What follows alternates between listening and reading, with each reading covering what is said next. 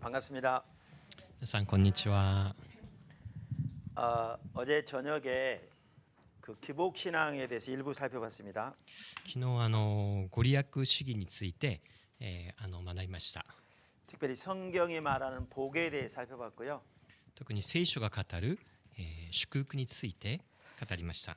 그래서 어제 저녁에 설명이 잘 되고 여러분들이 사모하고 이렇게 하나님의 길을 알기를 추구하니까 하나님이 이렇게 임재하셔서 이렇게 잘 인도해 주신 것 같아요. 聖霊が導いてくださって、よく、皆さんにもご理解いただけたかなと思っています。 그래서 혹시 어제 저녁에 안 오신 분들은 녹화돼 있으니까 어제 저녁 얘기를 강의를 꼭 들으셔야 오늘도 연결돼서 잘 이해될 줄로 믿습니다. 昨日の夜にお越しにならなかった方も、ぜひ録画を確認してですね、今日はそれに続く内容です。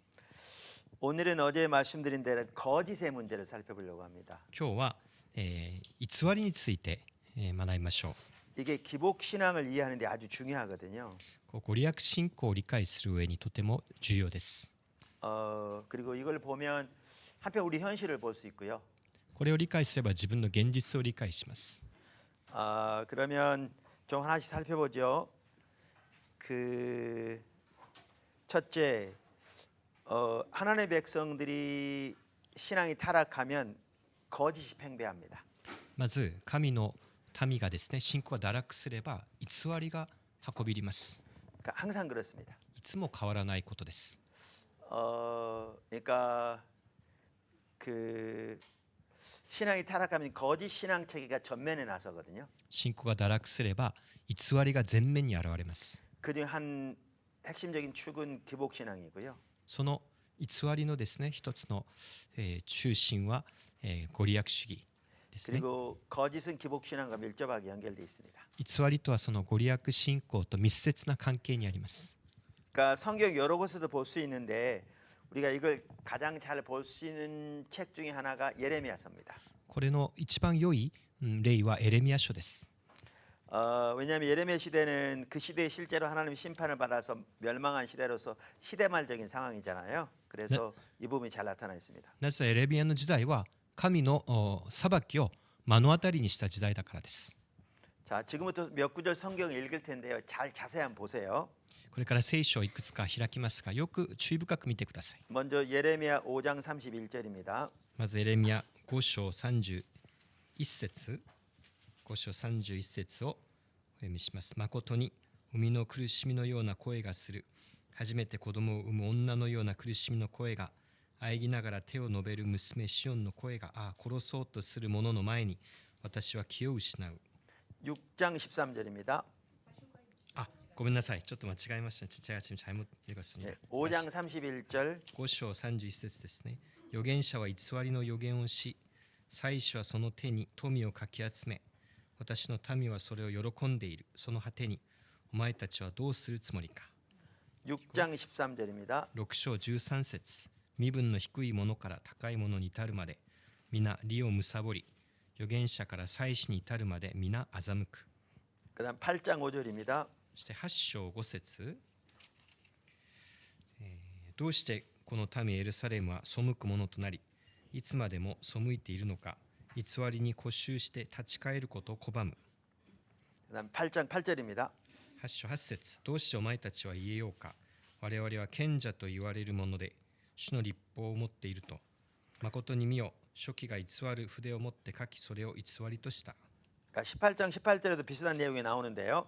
그러니까 여기 보시면 그 시대 선지자, 제사장, 서기관, 율법사 할 것 없이 모든 종류의 종교 지도자들이 작은 자부터 큰 자까지 다 거짓을 전하고 하나님의 백성들이 그것을 좋아했다 이렇게 나옵니다. 当時の預言者、祭司長、書記官、大小に関わるすべての宗教指導者が偽りに陥っていたという厳しい裁きの御言葉です。 그리고 하나님의 백성들이 그 거짓을 고집하고 하나님께 돌아오기를 거절했다 이렇게 돼 있습니다. そして民はその偽りを好んで神に立ち返ることを民が拒んだとも言っています。 그만큼 거짓이 팽배했습니다. それくらいに偽りが蔓延していました。 그러니까 우리가 이 구절을 보면 이렇게 생각하죠. 야, 정말 타락했다. 어떻게 하나님의 백성들이 저럴 수가 있나 이렇게 생각할 수 있죠. 私たちはですね、第三者の立場でどうしてユダヤはそんなに落ちぶれたのか、どうして神の民がここまで成り下がってしまったのかっていうかもしれません。 그러면서 저러니까 당연히 심판이 오지 이렇게 생각했겠죠. 裁きを受けてもう当然だと思うかもしれません。 근데 여러분은 진리를 좋아하시잖아요. 皆さんは真理を好みますか？ 그러니까 우리는 그들과 다르다 생각하는 거죠. 私たちは彼らと異なるでしょうか？ 그러니까 바리새인들이 이 구절을 읽을 때 그렇게 생각했겠죠. ファリサイ人たちはそう思ったでしょ 자, 두 번째 う。2番目に 거짓의 의미. 偽りの意味は何でしょうか？ 그러니까 여기서 이 말을 제대로 이해하려면요, 하나님이 뭘 두고 거짓이라고 그런지를 이해해야 돼요. 神が何をもって偽りと言われたのかをよく理解する必要があります。 그래야 우리는 그들과 다른지 아니면 우리도 똑같은 상황이 있는지 볼 수 있겠죠. それを理解してこそ私たちも偽りなのか真理なのかを判断することができる。 그래서 여기서 말하는 그 거짓이 무엇을 의미하는지를 볼 수 있는 아주 중요한 구절이 아까 한 부분 읽었습니다마는 예레미야 6장 12절 14절입니다. エレミヤ6章12部と14章 예. 12から14節をお読みします。6章12から14節。家も畑も妻もすべて他人の手に渡るこの国に住む者に対して私が手を伸ばすからだと主は言われる。身分の低いものから高いものに至るまで皆利を貪り、預言者から祭司に至るまで皆欺く。彼らは我が民の破滅を手軽に治療して平和がないのに平和平和という。 예, 여기 보시면 그러니까 12절에 보면 하나님께서 그들을 심판하실 것을 말씀하신 거잖아요. 12節には神が裁かれるという内容です。 왜냐하면 그 당시에 이렇게 전쟁에서 치면 모든 가족 재산 다 빼앗겼거든요. 当時戦争に負けた側は家族も家もすべて奪われる立場にありました。 그렇게 하나님 심판하셔 나라가 망할 것을 말씀하시죠. そうやってこの国も神の裁きに遭い滅びると予言されています。 그럼 13절에 보면 왜 그렇게 심판하실 건가? 그 이유가 나오죠. 13節はその理由、なぜ裁きに遭うのか。 그러면서 여기에 보시면 가장 작은 자부터 큰 자까지 선지자부터 제사장까지 다 거짓을 행한다 이렇게 되어 있습니다. 身分の低いものから高いものに至るまで、預言者から祭司に至るまで皆欺くからです。 그러니까 여기에 보면 작은 자, 큰 자, 선지자, 제사장 이렇게 되어 있잖아요. 小さいものも高いものも預言者も祭司も 그래서 작은 자와 선지자가 대칭이 되고 큰 자와 제사장이 대칭이 됩니다. 低いものと預言者が対照的に、そして高いものと祭司が対照的に置かれています。 그러니까 이 말은 그 당시에 사람들의 인식에 이해에 제사장이 선지자보다 큰 자로 이해되었다 이렇게 이해할 수도 있는 구절입니다. つまり当時の人たちは、社会の身分において祭司が預言者より身分の高いもの、そんな理解が背景にあったではないでしょうか。 그런데 많은 학자들은 저도 동의합니다만 그거보다는 선지자건 제사장이건 작은 자부터 큰 자까지 모두가 다 거짓 행했다 이렇게 하는 게 맞다 이렇게 봅니다. でもより多分正確な理解は、預言者であれ祭司であれ低いものも高いものも皆ですね、欺いていた、その強調点を言ってるんだと思います。 그런데 그렇게 거짓을 행하는 주된 이유가 뭐냐? 탐심이 가득하여. その欺く主な理由は利を貪る貪欲です。 결국 거짓 신앙 체계는 탐심과 밀접한 관계가 있거든요. 偽りの信仰とは貪欲と密接な関係にあります。 자, 그런데 이제 그 다음 절 14절에 보면 여기서 말하는 거짓이 무엇을 의미한가가 나오죠. 14節にそしてこの偽りの意味が明らかにされます。 그러니까 선지자 제사장 할 것 없이 작은 자부터 큰 자까지 다 거짓을 행했는데 뭘 두고 그렇게 말씀하시냐는 거죠. 預言者も祭司も皆欺くんですけど、何を欺いているんでしょうか。 그러니까 그러면서 그 거짓의 성격을 말하는데 평강이 없는데 평강이 있다고 말했다는 거죠. その偽りの性格とは平和がないのに平和平和ということ。 그러니까 이제 한편으로는 거짓 그러니까 여러분들이 이렇게 다르게 생각했을 수 있는데 여기에 보면 가장 핵심적으로 그 당시에 거짓이 팽배했다고 그랬는데 그 뭘 두고 말씀하시냐면 평강이 없는데 평강이 있다고 전했다는 거예요. さまざまな偽りがありますが、一番の偽りは平和がないのに平和だという偽りなのです。 그런데 여러분 기억해야 할 것은 그 당시 종교 지도자들은 성경에 기초해서 평강을 전했어요. 当時の宗教指導者たちも聖書に基づいて平和を主張しました。 지금 잘 이해가 안 되시면 조금 있으면 다 무슨 말 이해돼요. どういうことなのかもう少しついててくださればご理解できると思います。 그러니까 하나님이 다윗 왕조에게 주신 언약이 있어요. 神様がダビデ王と結んだ契約がありますね。 이게 다윗 왕조의 헌장과도 같다는 언약이거든요. これはダビデ王朝に与えられたこの契約であり、彼らのもう基本の土台でありました。 그게 사무엘하 7장에 나오고요. 열왕기상 17장에 나옵니다. 列王記上の17章に出てくる内容でありま 네, す。 조금 더 읽을 텐데 거기에 보시면 하나님이 다윗 왕조가 영원히 보존되고 다윗의 가문에 영원한 평강을 주시겠다고 약속하셨어요. 神様がダビデの子孫を通して永遠に共にし、その王朝を通して王国の平和を与えるという神様の約束です。 그러니까 성경 전체 이게 구약 성경에 그 당시에 역대하, 역대상 이 시대 전체 깔려 있는데요. 旧約全体の歴史観の土台です。 자, 몇 구절 읽어볼 테니까 한번 자세히 보세요. 첫째 열왕기상 2장 33절. 列王記上2章33節、列王記上の2章33節をまず読んでみます。この二人の血の報いはヨアブとその子孫の頭に常しえにもたらされ、ダビデとその子孫、その家、その王座には主によって常しえに平和が続くように。 보세요. 다윗과 그의 자손과 그의 집, 가문과 그의 왕위에는 여호와께로 말미암는 평강이 영원히 있으리라. ダビデとその子孫、その家、その王座には主によって常しえに平和が続くようにという言葉ですね。 자, 역대상 22장 9절 10절이고요. また歴代史上22章9節10節、見よ、歴代史上22、9、10節です。見よ、あなたに子が生まれる。その子は安らぎの人である。私は周囲のすべての敵からその子を守って安らぎを与える。それゆえその子の名はソロモンと呼ばれる。私はこの子が生きている間、イスラエルに平和と静けさを与える。この子が私の名のために神殿を築く。この子は私の子となり、私はその父となる。私はその王座を固く据え、常しえにイスラエルを支配させる。 그러니까 솔로몬을 통해서 하나님께서 성전을 짓게 하실 것을 말씀하시면서 뭐라고 말씀하셨냐면 그는 내 아들이 되고 나는 그의 아버지가 되어 그 나라 왕위를 이스라엘 위에 굳게 세워 영원까지 이르게 하리라. 그렇게 약속하셨어요. ソロモンを通して神殿を建てさせ、ソロモンは我が子となり、私はその父となり、その王座を固くせ、常しえにイスラエルを支配させるという約束です。 자, 사무엘하 7장 12절에서 17절입니다. サムエル下 사무엘하 7장 12절 17절입니다.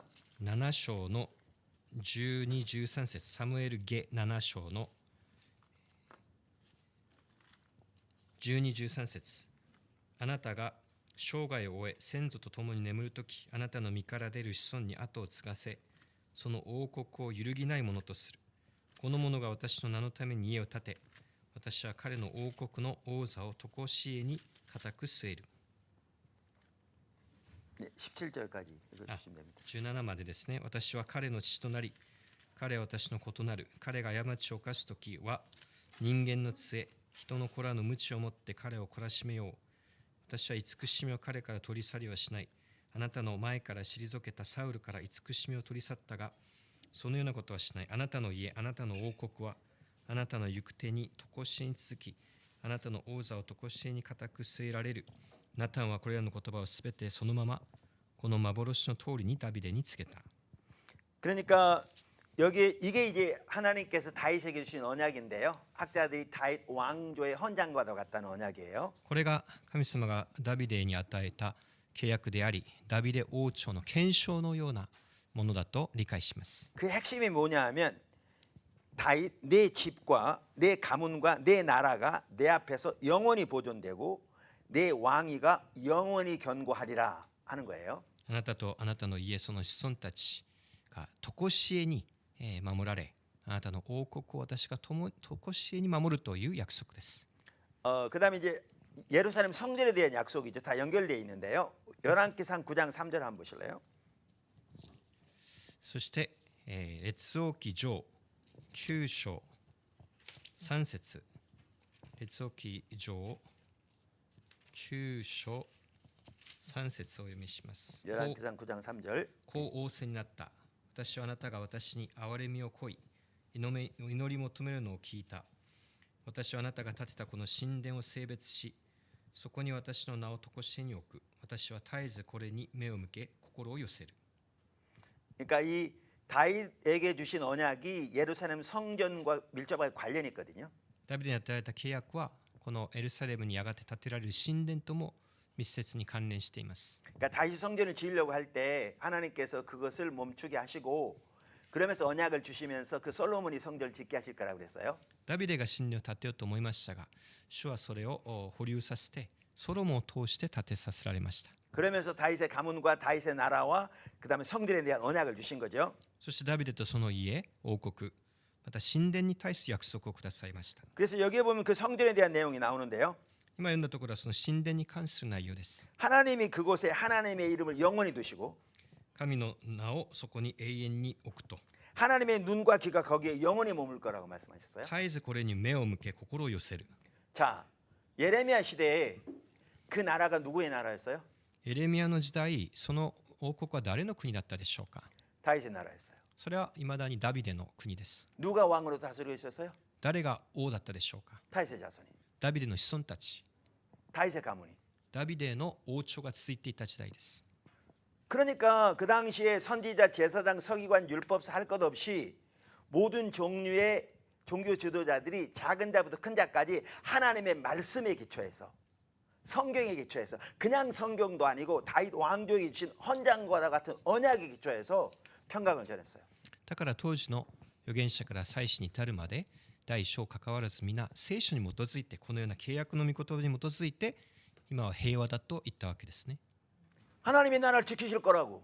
神様が約束通りにこの国を 왜냐하면 守る。 다윗의 가문이 영원히 보존되고 그 나라가 영원히 하나님께서 그 나라를 지키시고 그곳에 영원한 평강을 주시겠다 약속하셨잖아요. 다 보셨잖아요. 神様がダビデの国を永遠に平和を与えると約束したじゃないか。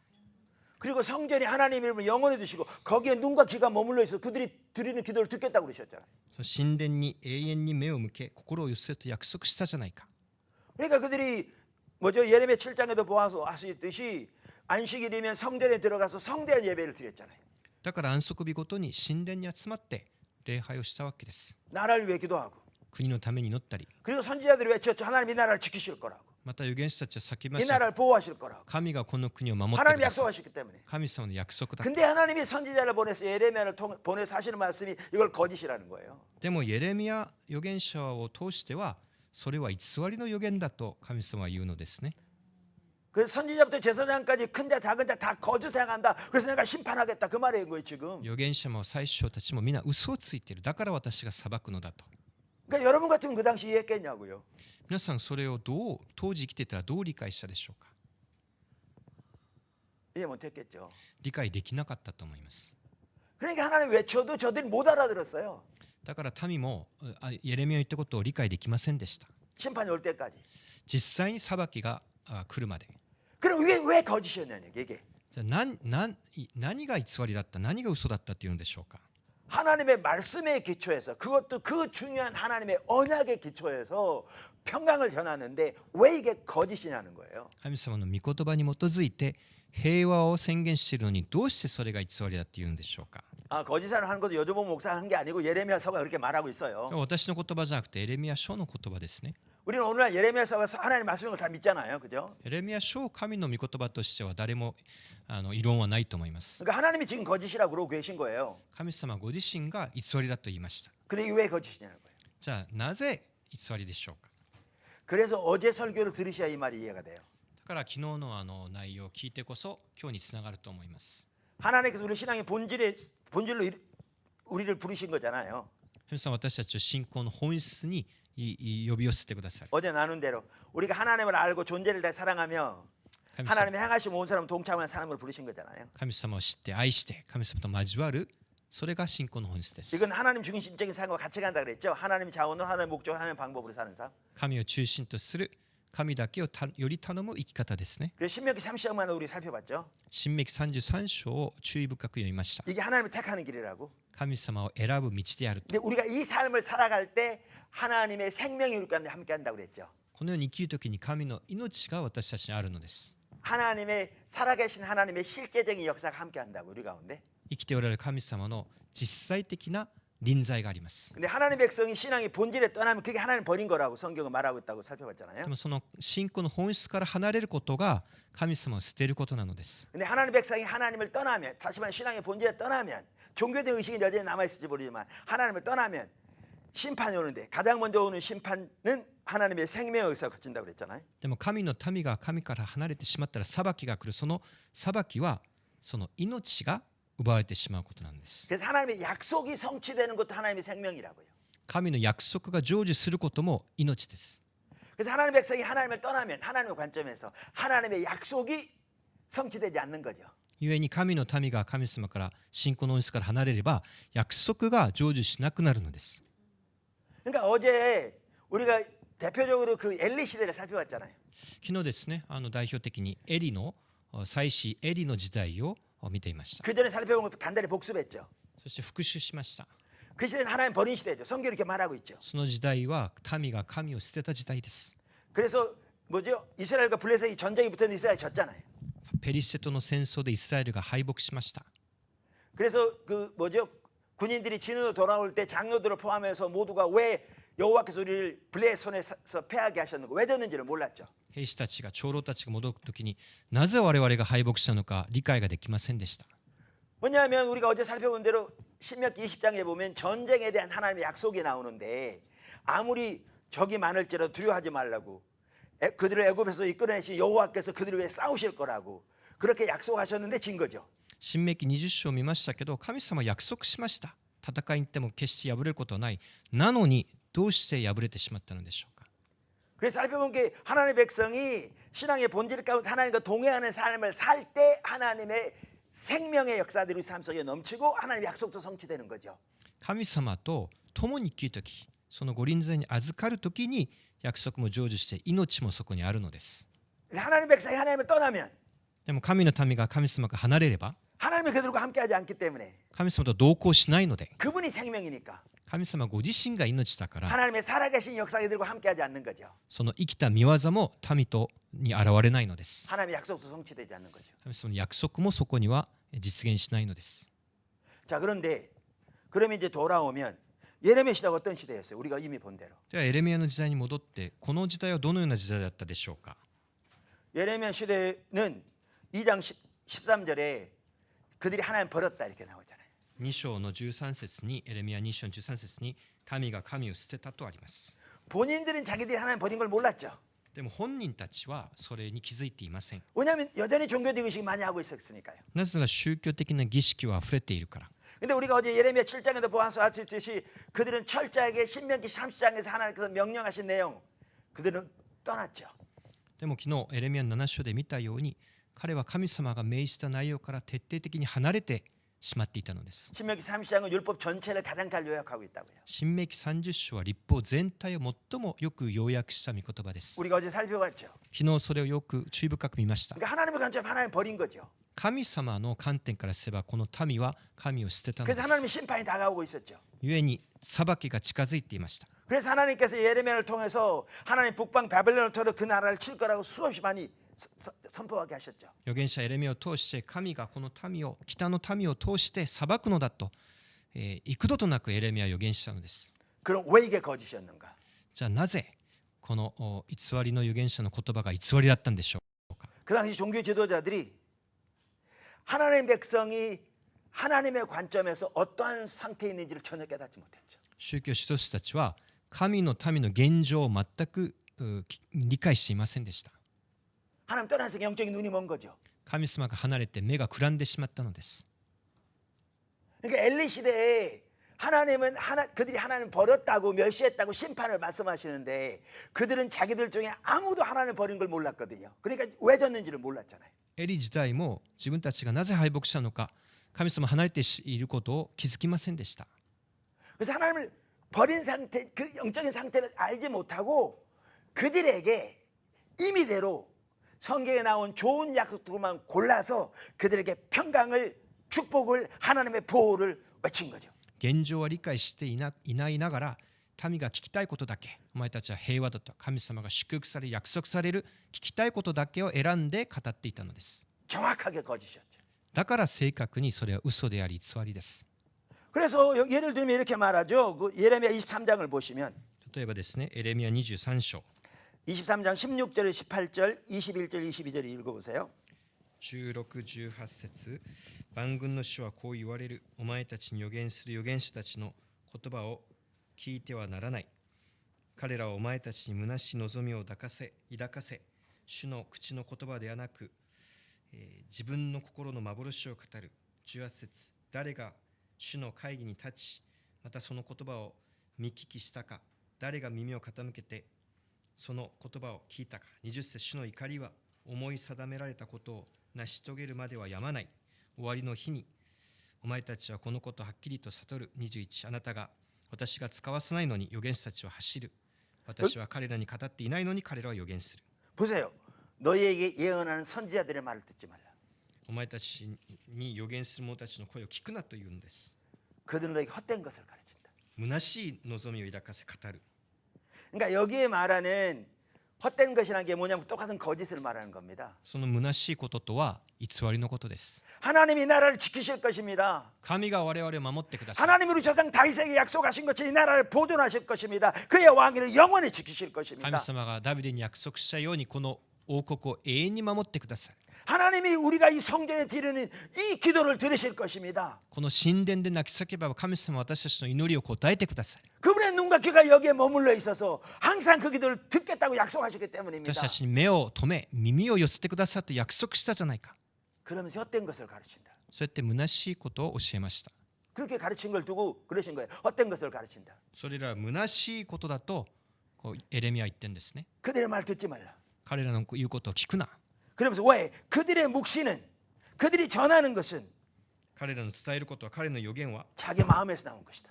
自分の心の幻を語っている。 내게로서 나온 게 아니다. 私の口から出た言葉ではない。 그들이 임의대로 전하는 것이다. 勝手に身勝手に好きなことを話しているのだ。 그러면서 뭐라고 그래요? 그들이 항상 나를 멸시하는 자들에게 말하기를. 17節、私を侮る者たちに向かって彼らは常に言う。 어제도 보았죠. 하나님을 멸시한다는 말과 하나님 버린다는 말이 똑같았잖아요. 그죠? 神様を侮るとは神様を捨てるという意味であると昨夜お話ししました。 나를 멸시하는 자들에게 그 시대가 하나님 버렸는데 그 시대가 하나님을 멸시하고 있는데 그들에게 이르기를 私を侮る者たち、私を見捨てた者たちが言っているのだ。 너희가 평안하리라 하며 平和があなたたちに望むと。 그들에게 이르기를 너희가 평안하리라 하며 平和があなたたちに望むと主が語られる 또 と。 마음에 완악한 대로 향하는 그들에게 이르기를 また堅な心のままに歩む者に向かって。 우리 신앙은 하나님의 자원으로 하나님의 목적으로 하나님의 방법대로 사는 삶인데 誠の信仰は神様にだけ頼って神様と共に生きる信仰です。 이게 하나님 중심적인 삶이죠. 神様を中心とする生き方。 타락의 본질이 자기 중심적인 삶이라고 그랬잖아요. 逆に反面、堕落とは自分中心の生き方です。 그래서 그 당시에 하나님을 떠나니까 신앙의 본질에 떠나니까 자기 자원으로 세상의 자원으로 자기 목적으로 세상의 있는 자기 목적을 위해 세상의 방법대로 자기 마음에 강박한 대로 살아가고 있는 거죠. 완악한 대로. 神様を見捨てたゆえに自己中心で自分のやり方で自分の言いたいこと聞きたいことだけを話すのです。 그들에게 이르기를 彼らに語る。 재앙이 이르지 아니하리라 하니 災いがあなたたちに来ることはないというのです。 이게 거짓인 거죠. これが偽りです。 이게 헛된 거죠. これが虚しいことです。 그러면서 누가 내 회의에 참여했느냐? そして18節、誰が主の会議に立ち。 이 말은 하나님과 친밀한 교제를 말하는 거죠. これは神様との親しい交わりのことです。 그래서 하나님과 친밀한 교제가 누가 하나님의 음성을 들었느냐? またその言葉を見聞きしたか。 그들은 내가 보내지 않았어도 다름질하며 誰が、耳を傾けてその言葉を聞いたか。 내가 말하지 않아서 예언하였다. 私が語って使わせないのに走る。 그들이 내 회의에 참여했다라면 彼らが私の会議に実際 나와의 に参加し 관계를 た。 통해 나의 관점의 시대를 보았다면 実際に私の交わりの中で私の見 그들은 方で 이 見た 시대를 なら、 향한 내 말씀을 그들이 들었더라면 그 私 말이죠. の言葉を本当に彼らが聞いたなら、 내 백성에게 내 말을 들려서 私の民に私の言葉を伝えて、 그 악한 길과 악한 행위에서 돌이키게 하였을 텐데. その悪しき道から立ち返らせたことができたはずなのに、 이게 이제 왜 거짓인지 보이시죠? なぜこの偽りであるかがご理解いただけたでしょうか。 정확하게 거짓이었습니다. これは正確に誠に偽りであるんで 근데 す。 아까만 보아도 여러분 잘 안 보였잖아요. さっきまでも私の言ってることがよく伝わらなかったと思いますが、 그게 뭐였는지. なぜ偽りだったのか。 영적 눈이 멀면 이렇게 됩니다. でも目が開ければわかるのです。 세 번째, 3つ目、 신앙이 타락하면 信仰が堕落すれば 하나님의 백성들이 거짓을 좋아합니다. 神の民は偽りを好むようになります。 그러니까 아까 우리가 읽을 때 그랬잖아요. 그 선지자들 제사장들 거짓을 행하고 내 백성은 그것을 좋게 여기니 나중에 어떻게 되겠냐. 預言者たち、祭司たちが偽りを好んだら何が起きてしまうでしょうか。 또 8장 5절에는 이 예루살렘 백성이 항상 나를 떠나 물러가면 어찌하느냐 그들이 거짓을 고집하고 내게 돌아오기를 거절했다 그랬잖아요. また8章5節には偽りに固執して立ち返ることを拒むという言葉があります。 그러니까 이 말을 들으면 우리는 이렇게 생각한다니까요. 야, 그 시대가 정말 타락했다. 어떻게 하나님 백성이 이럴 수가 있냐. 私たちはこれを見て本当に堕落した時代でどうして神の民がこうなってしまったんだろうと嘆くかもしれません。 근데 우리는 진리를 좋아하니까 저들과 다르다고 생각하는 거죠. 私たちは真理を好むからこの時代の人たちは異なると思うかもしれません。 근데 이제 지금 우리가 여기서 말하는 거짓이 뭔지를 보았는데 이걸 보면 이제 이 말이 이해가 됩니다. でも偽りが何であるかを私たちは理解しました。 하나님 백성들이 신앙이 타락하면요. 神の民の信仰が堕落すれば 이제 기복 신앙은 뭐냐 하면 하나님이 자기 목적을 한 순환으로 전락한 삶이라고 그랬잖아요. このご利益主義とは神様が手段になり下がった状態のことです。 자, 그러면 이렇게 자기 목적을 위해 살아가면서 하나님은 자기 목적을 한 순환으로 전락하면 自分が目的で神様はそのための手段。 그들은 하나님의 길 관심 없습니다. そのような人たちは神様に関心がないのです。 뭐에만 관심 있는 줄 아세요? 何にじゃ関心があるでしょうか。 자기 목적 성취된 데만 관심 있어요. 自分の目的を成し遂げることだけ。 자기 계획 성취된 데만 관심 있어요. 自分のやりたいことを成し遂げること。 그래서 그들은 메시지를 듣기를 원해도 자기 목적 성취되는 소위 축복의 메시지, 평강의 메시지만 듣기 원합니다. だから自分にためになりそうな自分を肯定してくれる祝福のメッセージ、平和のメッセージだけを聞きたいのです。 어느 시대든지 그렇게 됩니다. どのような時代もこれは変わらないことです。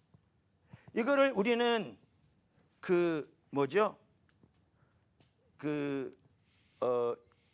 이사야서 30장에서 아주 잘 볼 수 있습니다.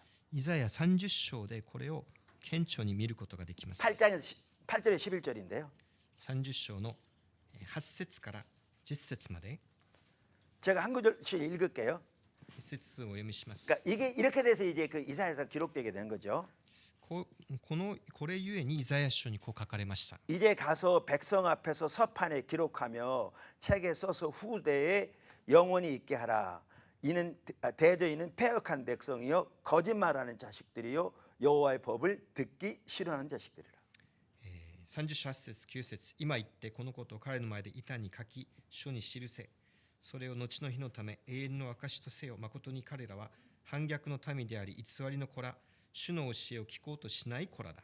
여기 거짓말하는 자식들이란 말은요.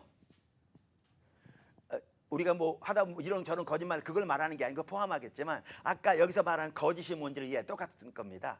평강의 메시지를 원하는 ここでの 바로 그걸 말하는 こ 겁니다. こでの偽りでは生活の中でのそういう嘘だけじゃなくさっき言ったその意味での偽りの 여호와의 법을 듣기 싫어하는 자식들이라고. 主の律法を聞くのを好まない子ら。 사실 제가 이제 한국에서 이렇게 요즘은 외부 집회를 많이 안 나갑니다만은 과거에 이제 외부 집회를 많이 나갔거든요.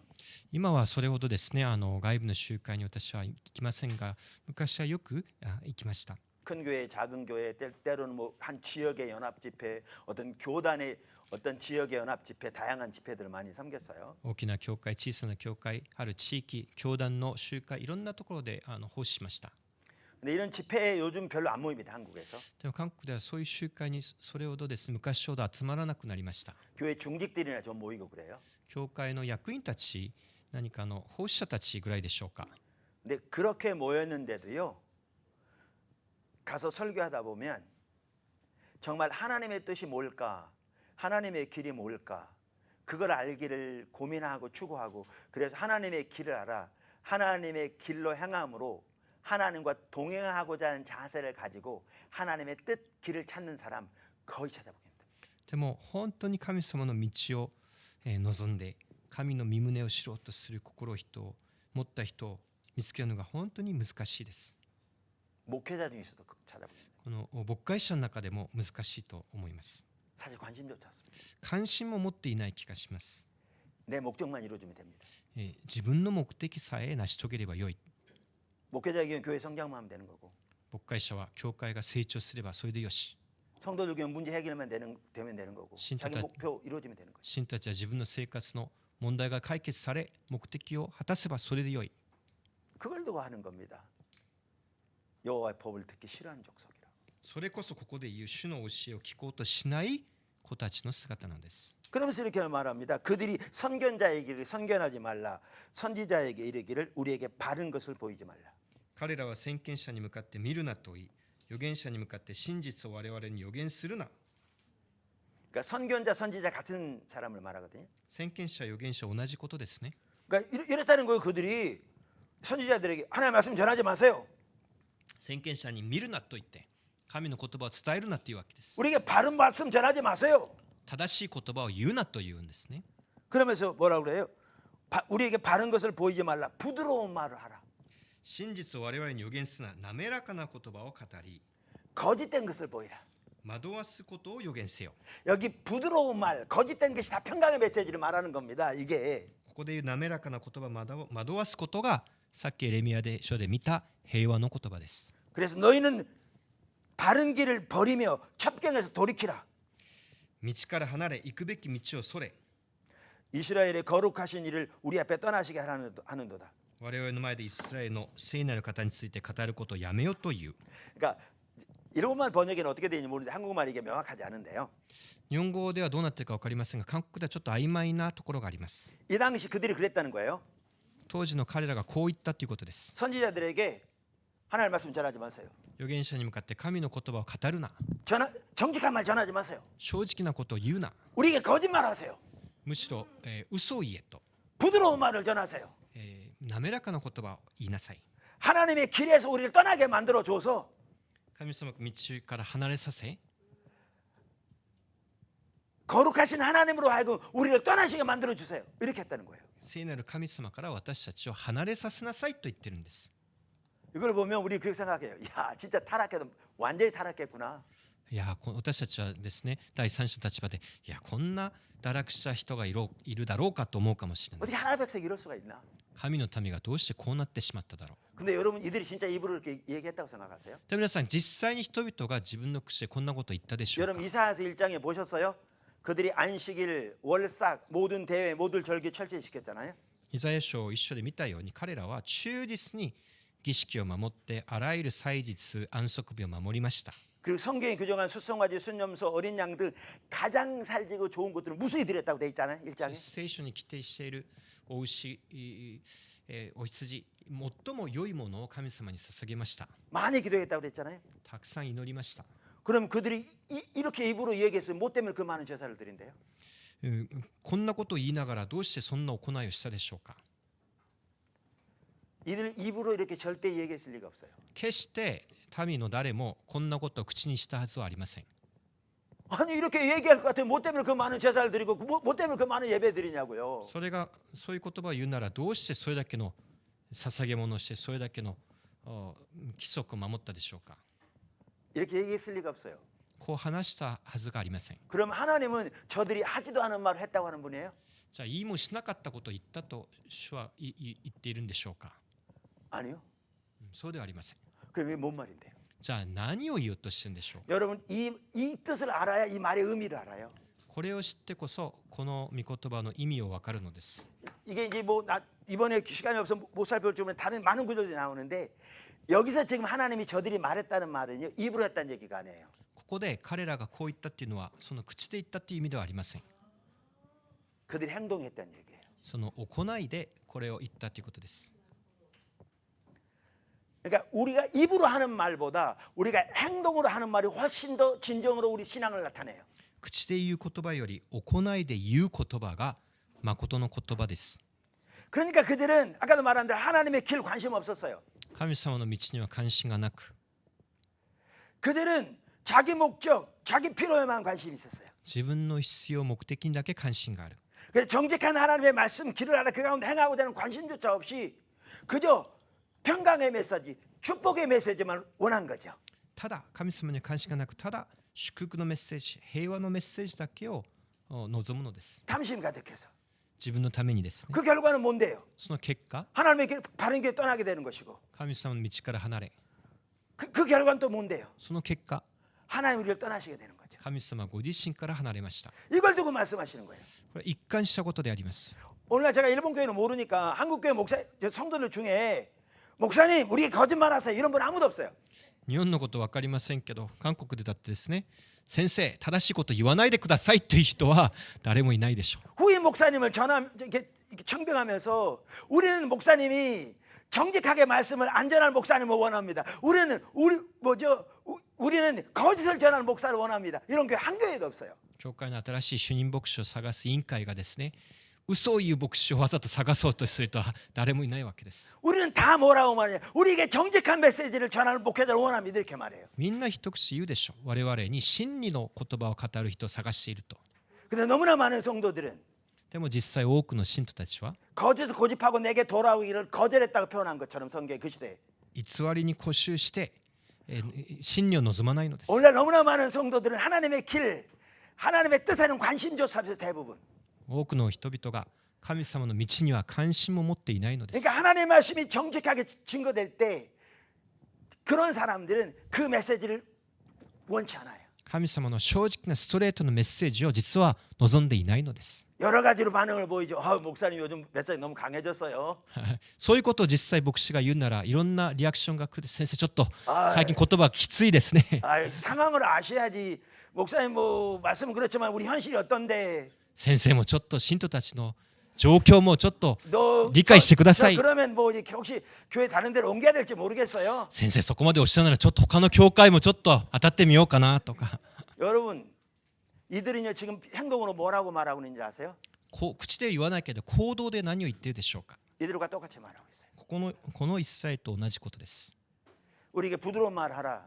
滑らかに聞きやすい言葉を言いなさい。 정직한 거 보이지 말라. 正直に言うな。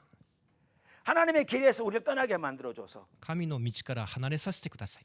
거룩하신 하나님으로 우리 하여금 우리를 버리게 만들어 달라. 清い神様が私たちを捨てるようにさせてくださいと言ってい 이걸 ま 두고 す。 한 얘기예요. それがこの言葉の意味ですね。 어느 시대건 신앙이 타락하면 하나님의 백성이 거짓을 좋아해요. どの時代でも信仰が堕落すれば神の民は偽りを好むようになるのです。 하나님의 길에서는 관심조차 없어요. 神に対しては関心も持たなくなります。 제가 보기에는 우리 한국만 두고 본다면 정말 하나님의 뜻대로 살고자 해서 하나님의 길을 알게 원하는 사람보다 훨씬 더 많은 사람들이 여기서 말하는 거짓을 좋아해요.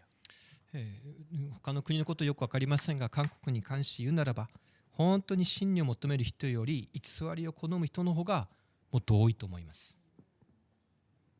네 번째, 4つ目、 거짓은 효력이 없어요. 偽りには力がありません。 이게 심각해요. 거짓이기 때문에 효력이 없어요. なぜなら偽りだから力がないのです。 그 예레미야 7장 8절에 보면 그래서 이렇게 말하거든요. 너희가 무익한 거짓말을 의존하는도다. エレミヤ7章の8節、お前たちはこの虚しい言葉により頼んでいるが、それは救う力を持たない。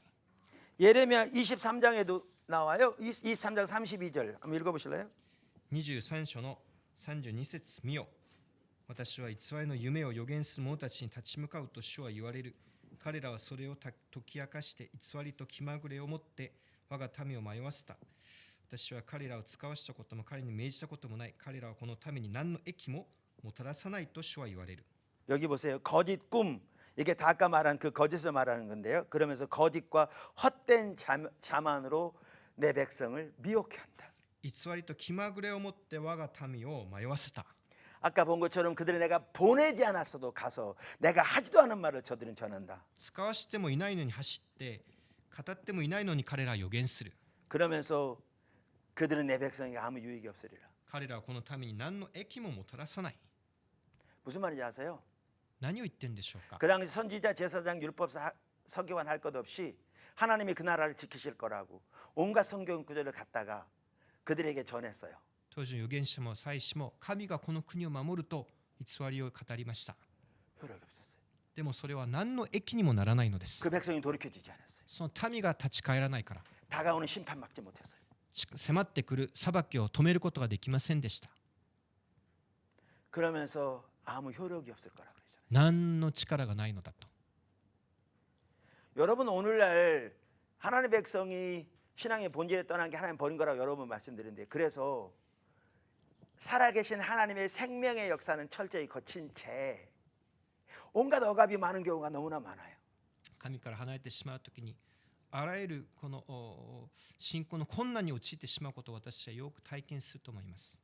근데 그들에게 올바로 하나님의 길을 가르쳐서 신앙의 본질로, 즉 하나님을 알고 존재를 사랑하고 하나님의 목적에 온 사람으로 동참하는, 그리고 하나님의 길로 향하는 사람으로 돌이켜야 되는데, 그래야 그들이 사는데 その人たちが生きる道はただ一つ、神様に立ち返る、真に立ち返るだけであります。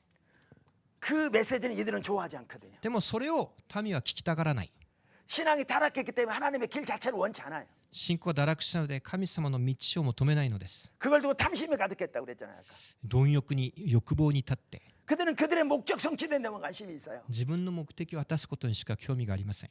그래서 목회자들이 그들의 요구에 맞춰서 성경에 나와 있는 좋은 약속들만 임의로 골라서 그들에게 축복을, 그들에게 위로를, 그들에게 기도 응답을, 그들에게 하나님의 도움을 외쳐요. その民の求めに応じて聖書のあらゆる聞きたい言葉だけを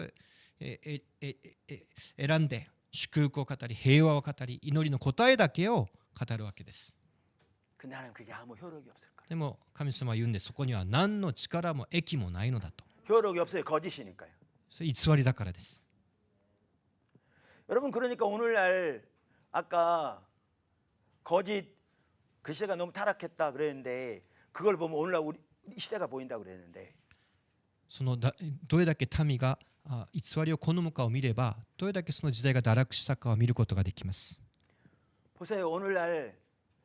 오늘날도 너무나 많은 하나님의 백성들이 종교적인 모양은 가지고 있을지 모르지만 하나님의 관점인 철저히 하나님을 떠난 상태 있잖아요. 前にも多くの神の民が今日神様の御胸を知ること、関心を失ってしまっ、道からそれてしまっています。 그래서 금방 말씀드린 대로 영적인 억압이라든가 하나님 생명 역사는 거치고 온갖 심판의 열매들이 그 삶 속에 정말 가득한 경우도 정말 적지 않죠. だから裁きの実りがその人生で蔓延していることを多く見ることができます。 그리고 그들은 그러한 상태이기 때문에 중심에서부터 탐심이 가득해서 결국 하나님이 수단에 불과하니까 하나님의 참다운 길은 알고자 하는 열망조차 없는 거죠. 神様をただ目的、手段とみなして神様に従うことを興味を持たなくなりました。 하나님 중심적인 메시지가 그들에게 증거되면 그건 부담스럽다고 그러고 그들을 친다고 그러죠. 神中心のメッセージを伝えれば、それは聞きたくない、それはただ負担になるという反応が返ってくるのです。 이런 상황에서 오늘날 목회자들이 그런 성도들을 붙잡고 그래야 교회가 성장하기 때문에 너무나 많은 경우에 이들의 영적인 상태를 전혀 무시하고 성경에 나와 있는 좋은 약속들만 임의로 골라서 그들의 축복을 외치고 있는 거죠. でも牧会者は教会成長させたいから、そういう信徒たちを捕まえては彼らが聞きたいこと、祝福の言葉だけを語ってしまうのです。 정확하게 거짓인 거죠. それがまさに偽りだと聖書は言うのです。 너무너무 팽배한 거죠, 이게. これがあまりにも蔓延している。 거짓인지조차도 모르는 거예요. そしてそれが偽りであることさえももう見分けることはできなくなりました。 이게 기복신앙 열매들이에요. これがご利益信仰の実なのです。 그 사실 그 로이드 존스 목사님의 부흥 책에 보면 이렇게 말하거든요.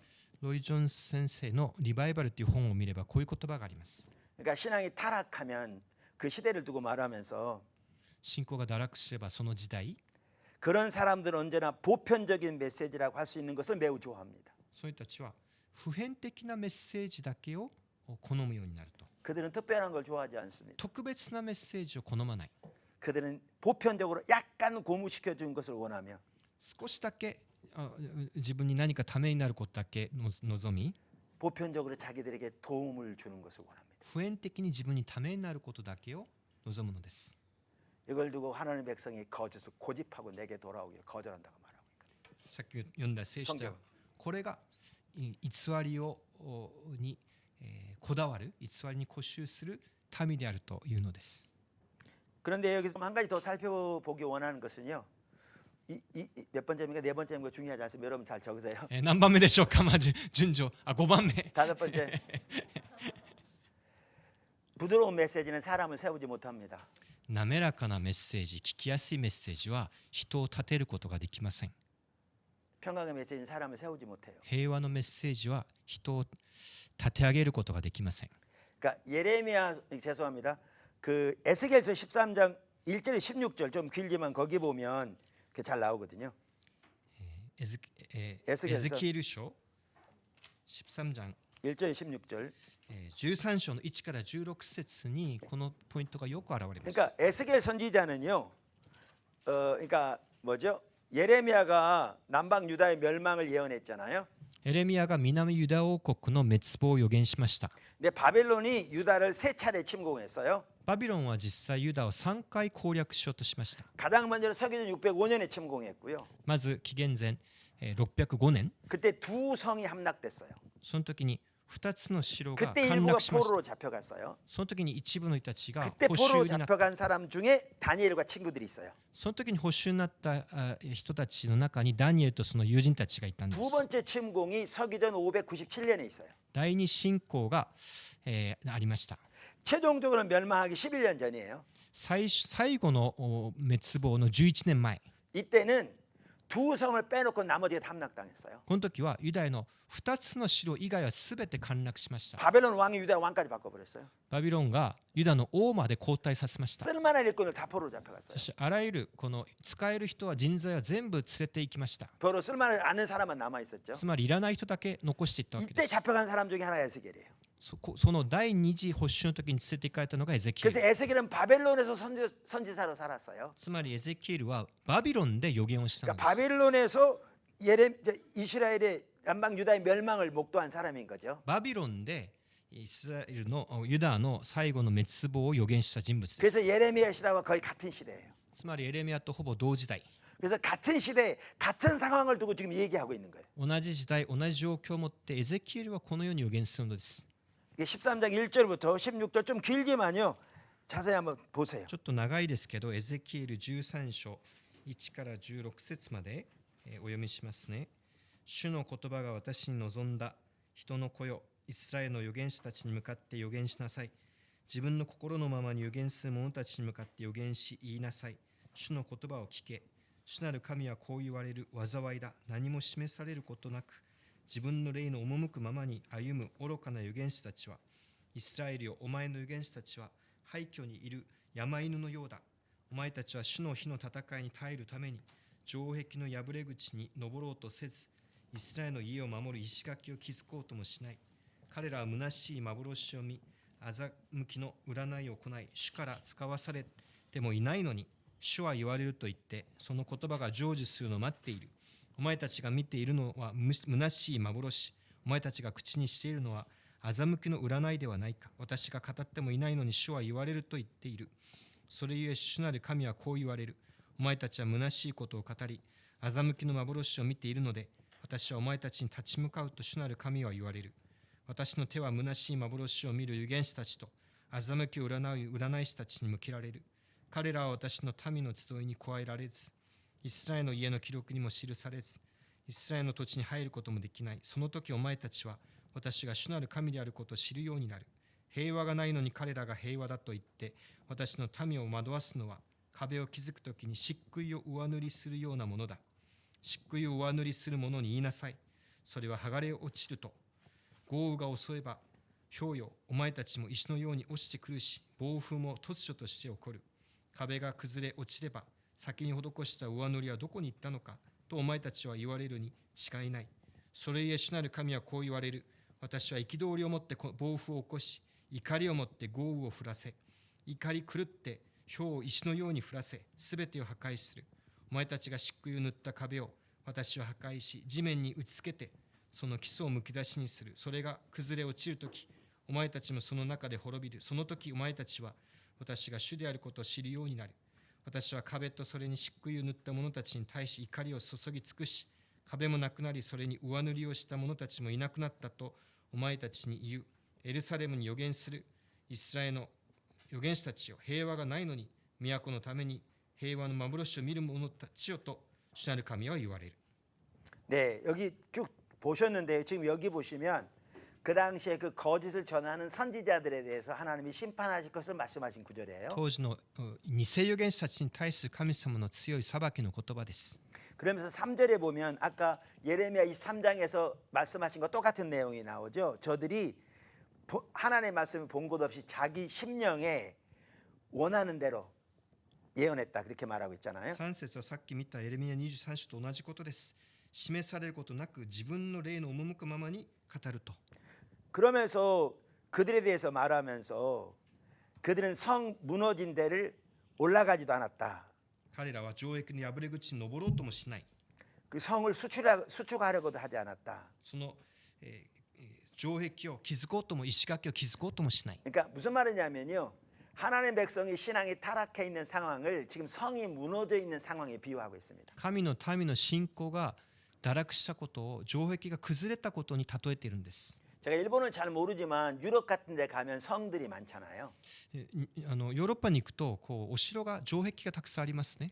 주로 높은 산 위에 있고 主に高い山に城があるわけです。 예를 들면 런던 다운타운에 보면 성이 크게 있거든요. ロンドンのダウンタウンにも城があります。 근데 그 당시 성이 무너져 있다. この城壁が崩れているということはどういうことでしょうか。 언제 죽을지 모르는 거예요.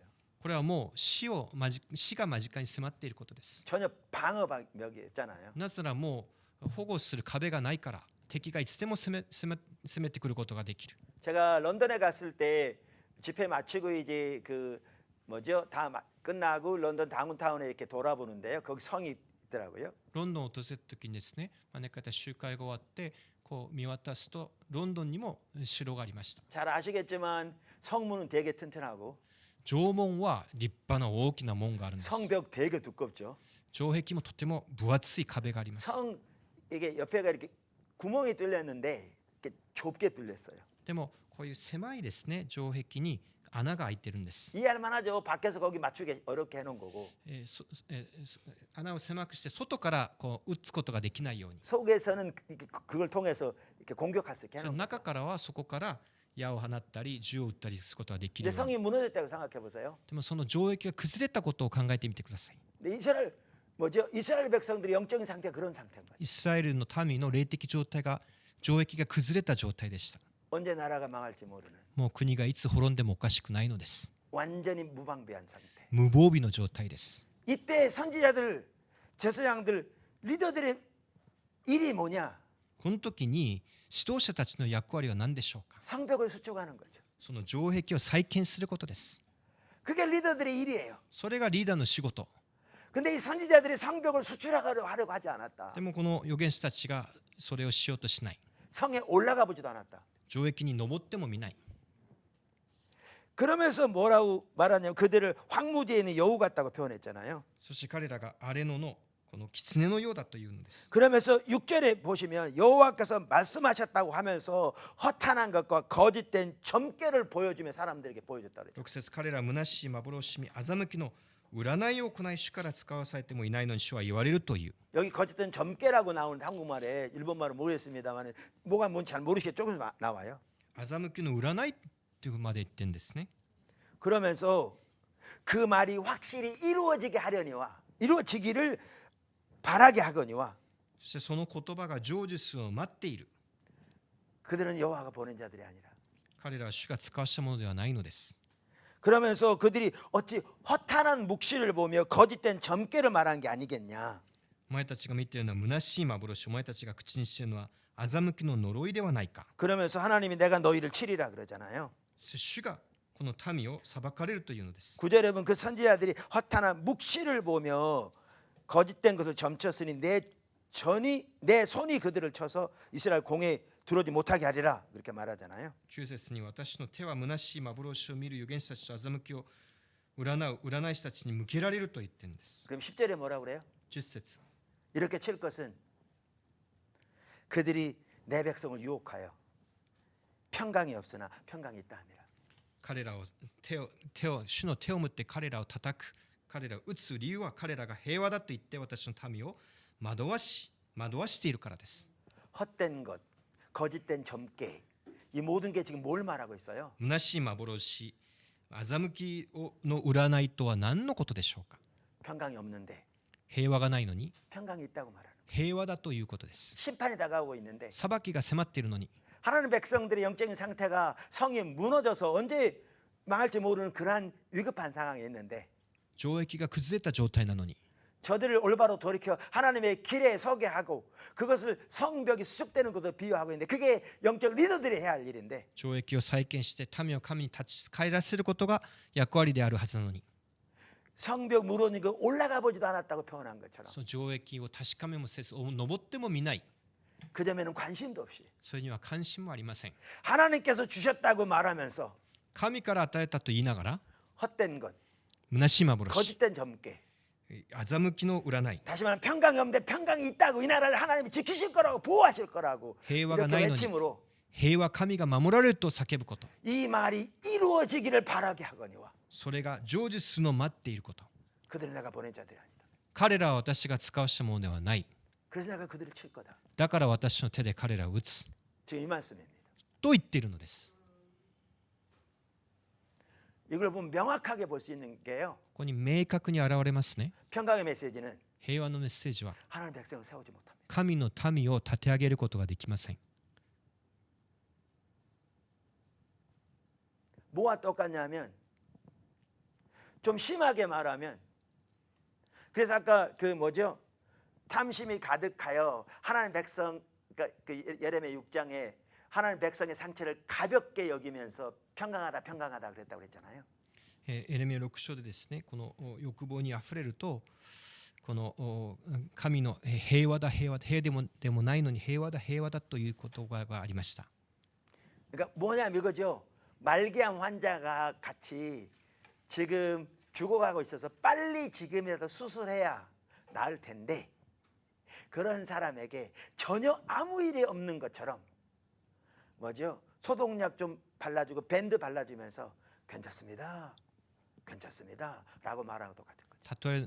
例えるならばですね、末期がんの患者に今からでも早く手を打って手術をするなり何か特段の処置をしなきゃいけないのに消毒薬塗ってあげてバンドエイド貼ってあげて大丈夫だと言ってあげていることと同じようなことなのです。 그러면서 여기 아까 읽은 그 뭐죠? 에스겔서에 보면 성이 무너져 있는데 이들이 전한 평강의 메시지를 뭘로 비유하냐면 거기다 페인트 칠한 걸로 비유하죠. 先ほど読んだエゼキエルの13章はこのバンドエイド塗るような行為を漆喰を上塗りすることだと例 성이 えています。 튼튼한 것처럼 그렇게 보이게 만드는. 城壁が崩れているのにそれだけペントだけ塗り直して大丈夫なように。 근데 하나님이 분노를 발하셔서 폭풍과 치고 심판이 올 때 그래서 성이 무너진 게 완전히 무너질 때 거기 있는 페인트가 어디로 가겠냐 이렇게 말합니다. でも神が嵐を起こして雨を降らせるときにその漆喰は全部どこに行ってしまうだろう。 그러면서 여기 14절에 보시면 회칠한 담을 내가 이렇게 허물어서 땅에 넘어뜨리고 그 기초를 드러낼 것이라. 14節にお前たちが漆喰を塗った壁を私は破壊し地面に打ちつけてその基礎をむき出しにする。 하나님은 심판하시면서도 그걸 통해 하나님이 하나씩 나타나시거든요. 그 일 하실 거라고 말하죠. 神は裁きを通しても神が神であることを表すのです。それをなされるというのです。 그러면서 15절 다시 한번 보세요.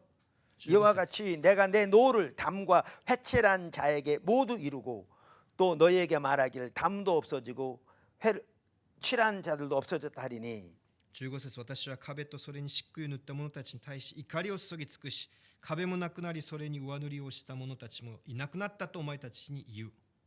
이들은 예루살렘에 대하여 예언하기를 평강이 없으나 평강의 묵시를 보았다고 하는 이스라엘의 선지자들이니라.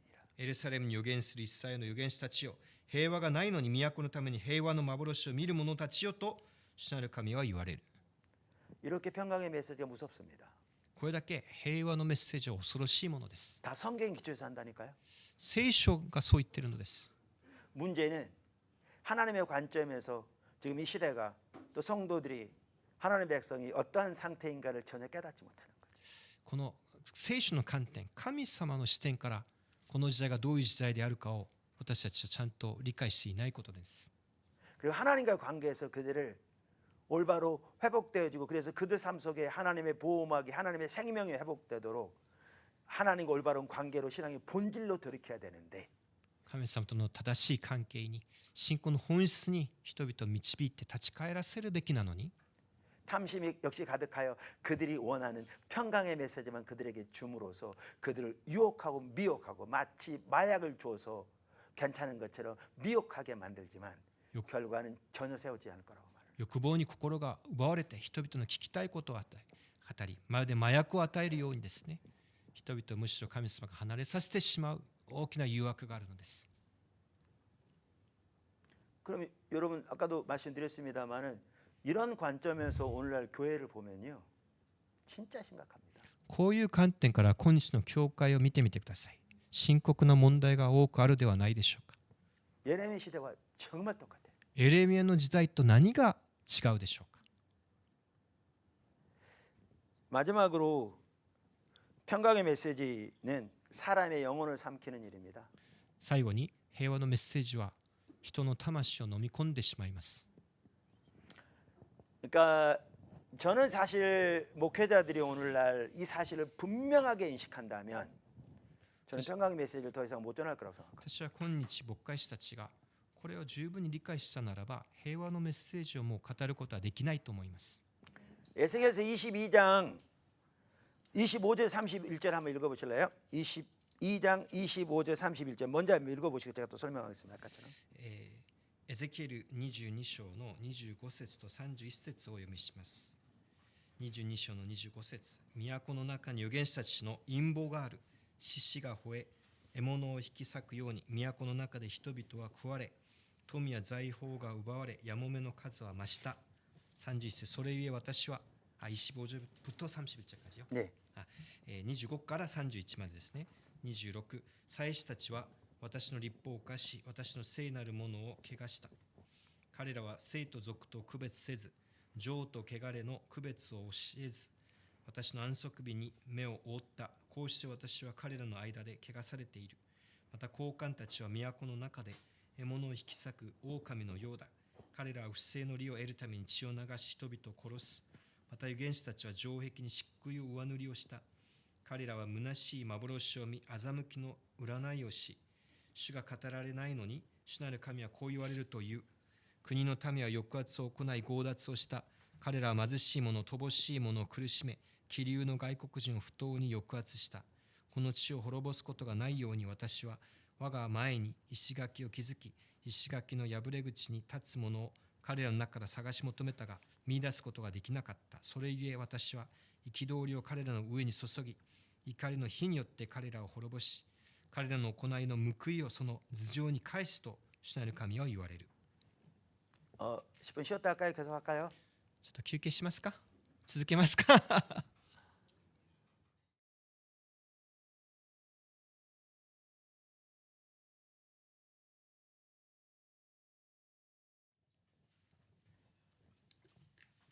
네, 이 신학교가 지금 학장님이 말씀하신 대로 그러니까 목회자를 신앙의 본질에서 그러니까 신앙의 본질의 토대에서 삶의 모든 영역, 목회 모든 영역을 이끌어가는 그런 일꾼을 세우는 신학교가 꼭 됐으면 좋겠습니다. 学長がお話しされたようにですね、この JTJ 進学校が本当に、本質に立ち返る牧会者、また奉仕者、献身者を育てる進学校にますますなっていくことを本当に祈ります。 그리고 그렇게만 할 수 있다면 하나님이 뒷받침하실 거거든요. そうするならば主が自ら後押ししてくださると思います。 일본을 살릴 것이고요. 日本を生かして 세계를 살릴 겁니다. 世界を生かしてくださるに違いありません。 아까 제가 평강의 메시지, 부드러운 메시지는 그게 사실 거짓을 말하는 건데요. 사람의 영혼을 삼키는 일이다 이렇게 말씀드렸죠. 平和のメッセージ、滑らかなメッセージは魂を飲み込んでしまうとお話ししました。 그러니까 에스겔서 22장 아까 읽었는데 거기 보면 그 가운데 선지자들의 반역함이 우는 사자가 음식물을 움킴 같았도다 그랬거든요. 先ほど読んだですね、22章にまるで獅子が飲み込む獲物を飲み込むようだという言葉がありました。 그러니까 이게 지금 쭉 아까 읽어보셨는데 아까 우리가 그 전에 읽었던 에스겔서 13장에 나오는 내용과 같은 내용을 다루고 있는 걸 볼 수 있어요. 그 동일한 선지자들을 다루고 있는 걸 볼 수 있어요. エゼキエル13章でも同じ偽りの預言者に対する裁きの言葉が同じような言葉があります。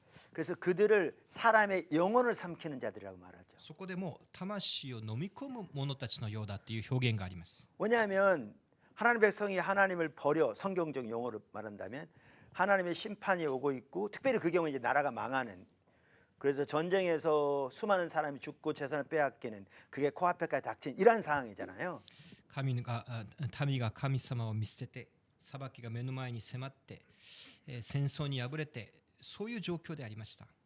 그래서 그들에게 제사장이건 서기관 율법사건 하나님의 길을 가르쳐서 하나님께로 돌이키도록 그 많은 신앙의 본질로 돌이키는 거거든요. 그렇게 해서 그들을 살게 해야 되는데 그대로 놔두고 그들에게 뭐죠? 거짓, 평강, 잘 될 거라고 문제일 거라고 외침으로써 그대로 되기를 바라게 원했지만 효력이 없는 그래서 결과로 심판을 당하는 그렇게 된 거잖아요. そのような状況の中で民を主に立ち返らせて裁きを予言してこの立ち返らせるべきであるはずなのにそう偽りの預言者たちはそういうことをしませんでした。 그 결과 수많은 사람들이 죽게 된 거죠. 偽りの平和のメッセージを語ってその結果多くの人々が命を失いました。 그걸 두고 사람의 영혼을 삼킨 거라고 말해요. それが魂を飲み込んだと表現しているのです。 그러니까 우는 사자가 음식물을 움킴같이 그 선지자들의 행위가 사람의 영혼을 삼킨 거라고 표현하죠. 吠えたける獅子が獲物を飲み込むように偽りの預言者たちが人々の魂を飲み込んだというのです。 정말 무서운 말이잖아요. 恐ろしい言葉だと思います。 그러면서 여기 27절에 보면 그 가운데 고관들은 음식물을 삼키는 일이 같아서 불의한 이득을 얻으려고 피를 흘려 영혼을 멸하거늘 그 선지자들이 그들을 위하여 회를 치라며 스스로 허탄한 이상을 보며 거짓 복수를 행하며 여호와가 말하지 아니하였어도 주 여호와께서 말씀하셨다고 했다 그 말이잖아요. 22章の27、28節また高官たちは都の中で獲物を引き裂く狼のようだ。22章のです。エゼキエル22章の27、28節。彼らは不正の利を得るために血を流し人々を殺す。また預言者たちは城壁に漆喰で上塗りをした。彼らは虚しい幻を見欺きの占いをし、主が語られていないのに主なる神はこう言われるという。 그러니까 그 당시에 이제 고위직에 있는 사람들이 자기 이득을 얻으려고 불합리하게 하고 그 결과 많은 사람들의 그 피를 흘리는 그러한 일을 하는데 이 말은 뭐냐면 선지자들이 그것을 말씀으로 직면하는 게 아니라 페인트 칠한 것처럼 그래서 그들에게 평강을 전하고 축복을 전함으로써 그 허탄한 이상을 가지고 그걸 복술이라고 표현하는데 이게 이제 평강의 메시지를 말하는 거거든요. 그렇게 악하게 행했다 그렇게 말하잖아요. 高官たちは自分たちの不正の利のために人々を殺して血を流させるのに預言者たちはそれを暴かずむしろ上塗りをして欺きの占いをしていると、言っているんですね。 그러니까 우리나라에 지금은 돌아가셨는데 제가 얘기하면 여러분 한 분도 아마 빼놓고 다 알 거예요. 유명한 목사님이 계셨죠. 그분이 그 돌아가시기 바로 얼마 전에 설교하는 내용을 누가 저한테 보내줬는데 韓国のですねある牧師先生名前言えばみんなわかる有名な方ですけど、天に召される前にしたメッセージを私が聞いたことがあります。 그러니까 큰 교회 목사님이셨거든요. とても大きな教会の先生でした。 참고로 조영기 목사님 말하는 게 아니고요. チョヨンギ先生のことではありません。 그러니까 왜냐하면 큰 교회 그러면 여러분 그분 생각할 것 大きい 같아요. 教会って言うと皆さんそれしか思い浮かばないかもしれないんですけど 그분이 뭐라고 그랬냐면 목회자가 이 설교하려면 이 장로님 걸려서 못하고 저 설교하자면 저 장로님 걸려서 못하는 게 이 시대다. 牧師が説教しようとすると、このメッセージをしたらあの長老が気になってできず、このメッセージをしたらあの長老が気になってできないというんですね。 그래서 평강의 메시지를 전할 수밖에 없는. そしてそれで仕方なく平和のメッセージをばっかり言ってしまうのだと。 이 시대와 똑같은.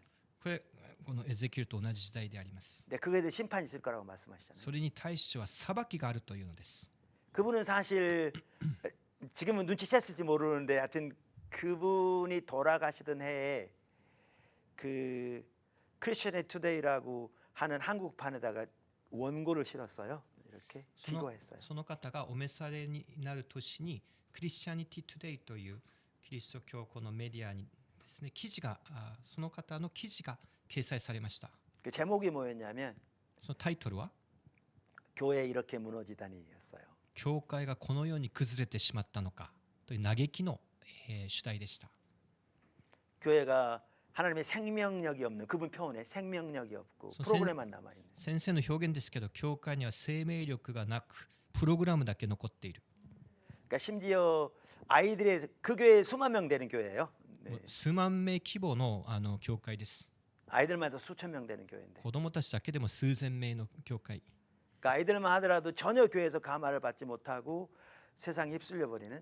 子供たちが教会で何の感動を受けず、世の流れにそのまま流されてしまう。 그것을 보고 부모들은 저들대로 저들대로 살겠지라고 체념해 버리는 게 오늘 한국 교회 부모들의 분위기라고. それを見て両親たちは子供たちは子供たちの人生ともう半分諦めてしまっているのが今日の韓国教会の現状だと嘆いていました。 왜요? なぜでしょうか。 메시지부터 올바로 안 전달되니까요. メッセージを正しく伝えないからです。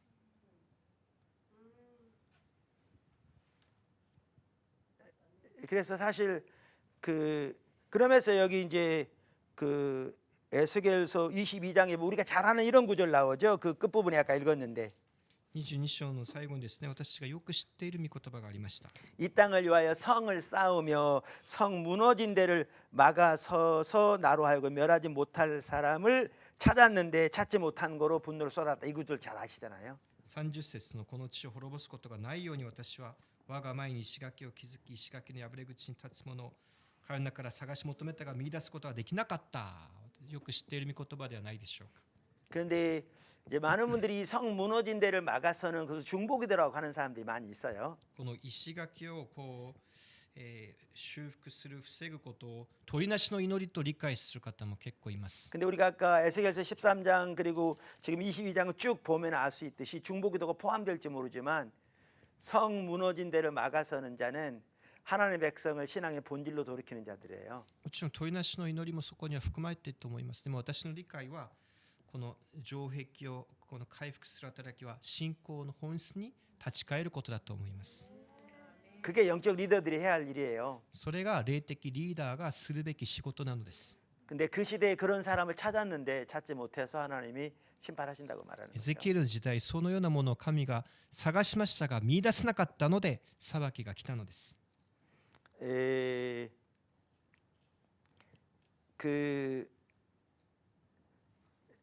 사실 그 예레미야 아까 읽었던 23장 16절에서 22절을 보아도 우리가 그걸 볼 수 있거든요. 先ほど読んだですね、エレミヤの御言葉でも同じことを見ることができます。 그래서 그들에게 하나님의 회의에 참여했더라면 그 선지자들이 하나님의 백성들에게 하나님의 말씀을 들려서 그들의 악한 길과 악한 행에서 돌이키게 하였으리라. 이게 성 무너진 데를 막아서는 거죠. 預言者たちが主の会議に本当に参加したならば彼らも民を立ち返すことができた。この城壁を修復することと同じことを語っているんだと思います。 그다음에 몇 번째인지 모르지만 뭐 다음 また、6番目でしょうか。 네. はい、 부드러운 메시지는 거짓은 하나님의 백성을 흩어지게 만듭니다. 滑らかなメッセージは神の民を散らせてしまいます。 이거는 제가 어떻게 보면 저를 변호하는 입장에서 제가 집어넣었어요. これはちょっと自己弁明の要素のあるポイントです。 왜 그러냐면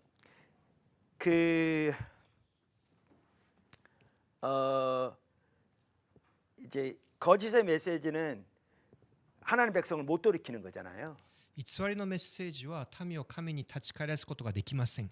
그래서 하나님의 심판이 그들에게 임해서 그들이 흩어질 뿐만 아니라 そして神の裁きが訪れ、神の民は散らされてしまいます。 하나님이 유업으로 주신 곳에서 그들이 흩어져요. そして神様が与えてくださったその修行の力も散らされてしまいます。 그래서 사실 진정한 의미에서 하나님 백성들을 흩어지게 만드는 것은 하나님에게서 흩어지게 만들고 하나님이 주신 유업에게서 흩어지게 만드는 것은 거짓의 메시지예요. 평강의 메시지예요. だから民を散らせるのは偽りのメッセージ、平和のメッセージであるのです。 그것을 우리는 예레미야서 23장 1절에서 6절까지 잘 볼 수 있어요. 한번 읽어보세요. エレミヤ23章の1から6節までを開いてみましょう。エレミヤ23章の1から6節。災いだ、私の牧場の羊の群れを滅ぼし散らす牧者たちはと主は言われる。それゆえイスラエルの神主は私の民を牧する牧者たちについてこう言われる。あなたたちは私の羊の群れを散らし追い払うばかりで顧みることをしなかった。私はあなたたちの悪い行いを罰すると主は言われる。この私が群れの残った羊を追いやったあらゆる国々から集め、元の牧場に帰らせる。群れは子を産み、数を増やす。彼らを牧する牧者を私は立てる。群れはもはや恐れることも怯えることもなく、また迷い出ることもないと主は言われる。見よ、このような日が来ると主は言われる。私はダビデのために正しい若枝を起こす。王は治め、栄え、この国に正義と恵みの技を行う。彼の世にユダは救われ、イスラエルは安らかに住む。彼の名は主は我らの救いと呼ばれる。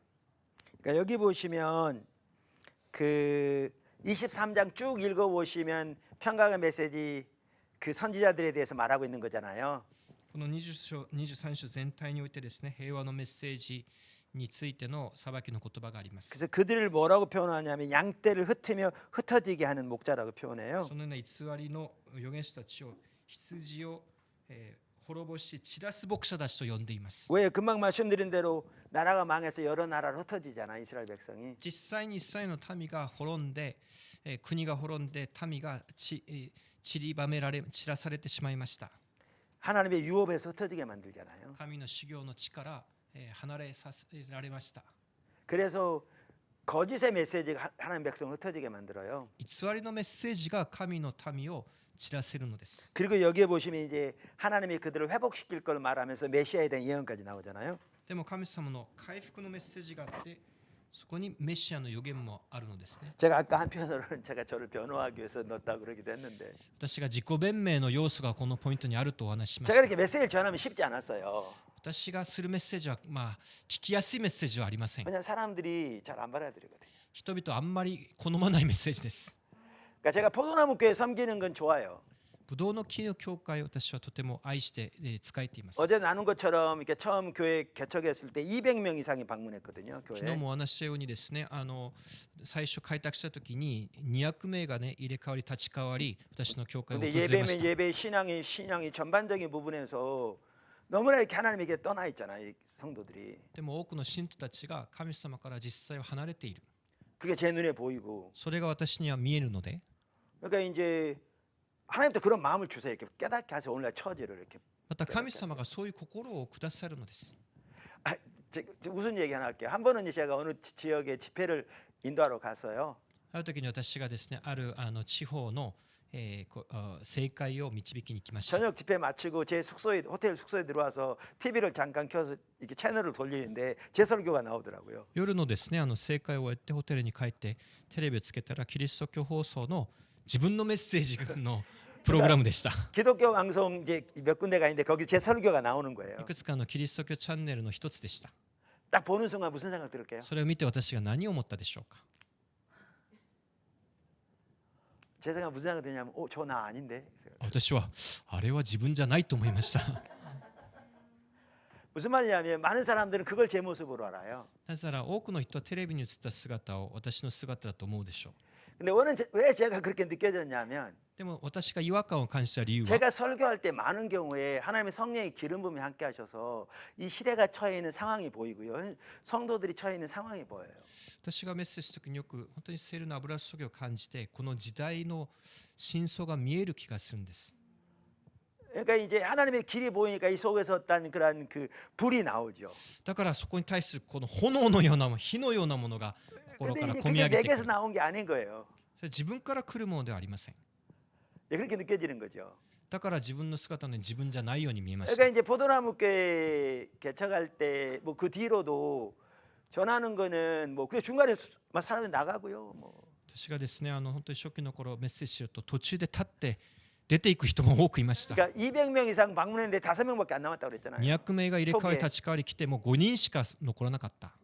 중간에 나가버리기도 하고 뭐 도치 데이트 있다리. 지금도 중간에 나간 사람. 今でもいます出ていく人。 근데 저는 이제 제 눈에 보이니까 하나님의 길을 전할 수밖에 없는 거고 でも私には見えるものを伝えるしかもうしようがない。 그 보는 사람들이 모여지니까 교회가 전혀 다른 형태로 너무나 귀하게 세워지는 でも 거죠. 同じことを見ている人たちが集まるので教会が本当に生まれ変わりました。 하나님 너무나 함께 하시고 神様のご臨在を感じます。本 정말 귀하게.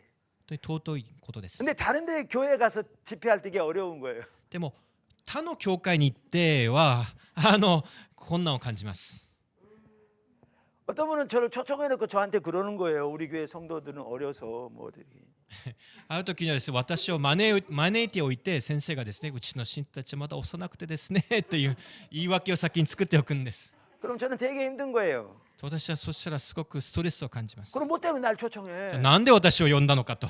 그렇다고 내가 거짓을 할 수는 없잖아요. だからといってそこで嘘を言うことはできない。 그리고 내가 일부러 강하게 하는 것도 아니잖아요. 私がわざときついことを言うわけではない。 나는 그저 하나님의 말씀을 전하는데 私なりに神様の言葉を 조금 伝え 전에 ると 나오지만 하나님을 떠날수록 하나님 중직의 메시지가 강하게 느껴지거든요. 神様が離れているほど神様の言葉がきつく聞こえるのです。 이거 사실 내 문제가 아니라 그들의 문제잖아요. 私の問題じゃなくてその人たちの問題です。 그러니까 이제 저는 이제 전하면 사실 그런 마음 가지고 설교해요. 사실 어디 가면 だから私はそういう心境もストレートに話します。 제가 설교하고 있는데 담임 목사님이 저희 와가지고 목사님 그냥 내려오시죠. 그러면 이만큼 상처 안 받고 내를 준비하고 설교해요. 저는. 私がメッセージ中にですねその教会の主任先生が来て先生もうそこまでと言ったら全く迷わずそこで止めて下がる用意ができています。 3일 동안 집회를 약속하고 갔는데 첫 시간 딱 설교하고 났더니 끝나고 나서 아 목사님 여기까지만 하죠. 그러면 저는 이만큼도 상처 안 받고 집에 돌아올 자세를 가지고 해요. 3日間の正解があるとして最初の時間の後に先生が私に先生もそこまでと言ったら全く気づかずにそこで終える用意がいつもできています。 근데 한 번도 그런 적은 없었어요. そういうことは一回もありませんでした。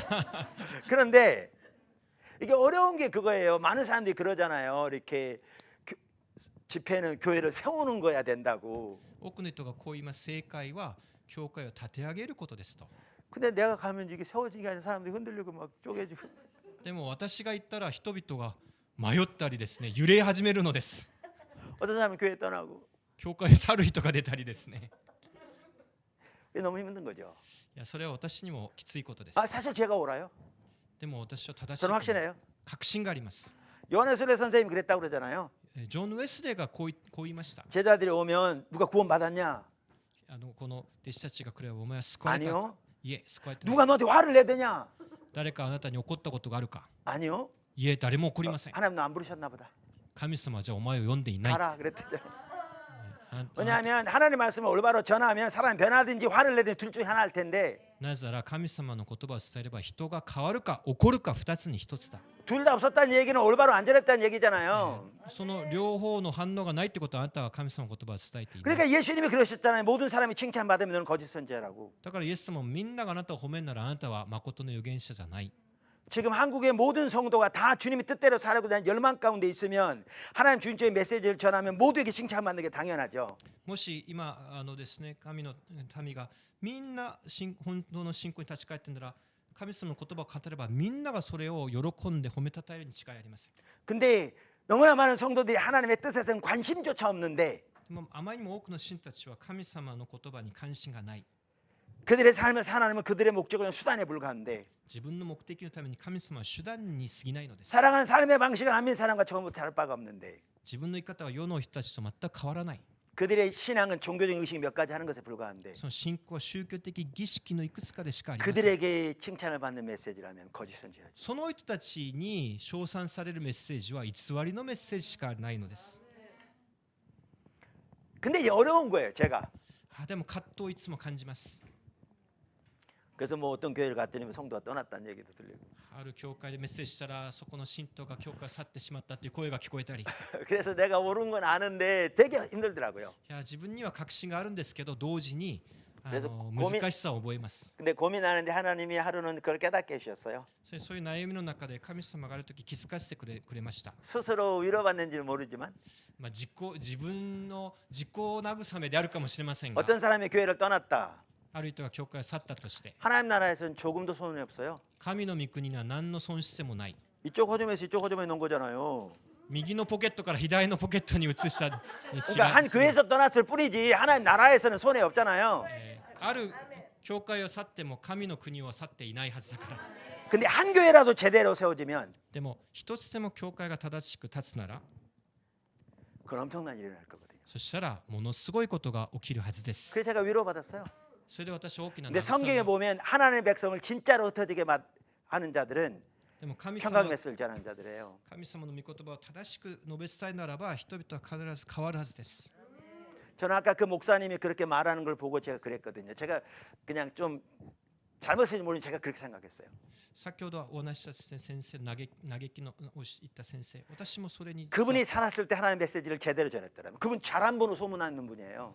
私はでもですねちょっと寂しい思いがしてその先生が生前生きていた頃にもっと強く正しい言葉を語って 그래서 그 교회가 5만 명에서 5천 명으로 줄었다 そ 할지라도 の教会が5万から5千人 10분의 9가 떠나고 10분의 1이 減った 남았다 として 할지라도 10分の1だけ残ったとして 그 5천 명은 우리나라 바꿨을 その 텐데 5000人が韓国を変えたに違いない。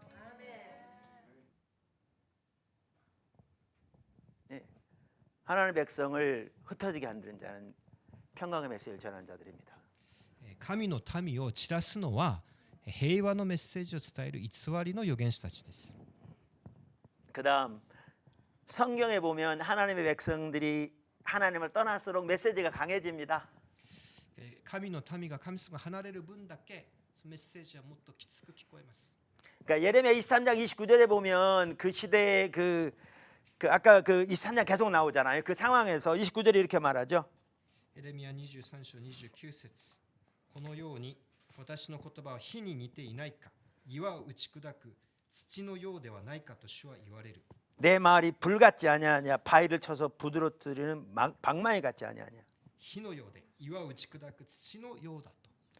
호세아 6장 5절은 이렇게 말하거든요. ホセアにはこういう言葉があります。 내가 선지자들로 그들을 치고 그 입의 말로 그들을 죽였노니 내 심판은 빛같이 나오느니라. 私の言葉が人々を打つという言葉が強い言葉があります。 그러니까 자 보세요. 하나님의 백성이 하나님을 떠날수록 메시지가 강해져요. 神の民が神様が離れる分だけメッセージはより強くなります。 자, 여러분이 사랑하는 부모예요. 皆さんがですね、親だと思ってください。 근데 여러분의 자녀가 멸망의 길로 가고 있어요. 自分の子供が滅びの道を進んでいったとしまし 이리 ょう。 가면 낭떠러져 죽게 생겼어요. このもう崖の淵でそれより言ったら落ちてしまい 그러면 ます。 여러분이 자녀가 이렇게 가는 걸 보면 여러분 이러시겠어요? それを見て皆さんはこうするでしょうか。 내 영혼이 잘된 같이 내가 범살하며 강건하게 축복하노라 그러시겠어요? お前を祝福してどの道を行ってもあなたは安全だよと言うでしょうか。 내가 복주고 복주리라 그러시겠어요? お前を祝福して祝福すると言うでしょうか。 처음은 미약해서 나중에 창대하리라 그러시겠어요? 初めは弱くても後には壮 죽음의 大 길로 な 가는데 死の道に至るのに 사랑하는 부모가 보면 뭐라고 그러겠어요? 愛する親は何て言うでしょうか。 그러면 안 돼. それダメだよ。 너 죽어. 死んじゃうよ。 그러다 안 들으면요. そしてダメだと言うでしょ 더 소리치겠죠. う。もっと大きく声を上げて。 하나님 우리를 사랑하시기 때문에 하나님의 백성이 하나님을 떠날수록 메시지가 강해집니다. 神様は私たち愛しておられる。 신약인 구약은 다 보십시오. 私たちが離れるほどもっと強く言うのです。 예수님께서 화로다고 외식하는 서기관들과 바리새인 7번이 말씀하셨는데 그들 저주한 게 아닙니다. イエス様はこの災いだ災いだイエス様の呪いの言葉ではあります。7回言いました。 예수님은 바리새인들을 위해서도 십자가 지러 오셨어요. 그걸 아셔야 イ 돼요. エス様はファリサイ派の人たちのためにも十字架で死なれたので、それを忘れてはいけません。 저주한 게 아니고요. 그렇게라도 그들을 돌이키기 원하셨어요. 呪いではなくて、そうしてでも彼らを立ち返らせようとしました。 근데 이게 있어요. しかし重要なポイントがあります。 하나님 백성들이 신앙이 타락할수록 神の民が堕落すればするほど、 하나님 중심적인 메시지를 싫어해요. 神様の声を、メッセージを聞きたくなくなるのです。 메시지는 더 강해지는데 メッセージはもっと強くなるのに、 더 싫어해. もっと聞きたくなくなる。 그러니까 눈이 멀어지는 거죠. それが目がくらむ現象です。 성경에 수없이 많이 나와 있어요. 聖書になんと数多く出てくるケースでしょうか。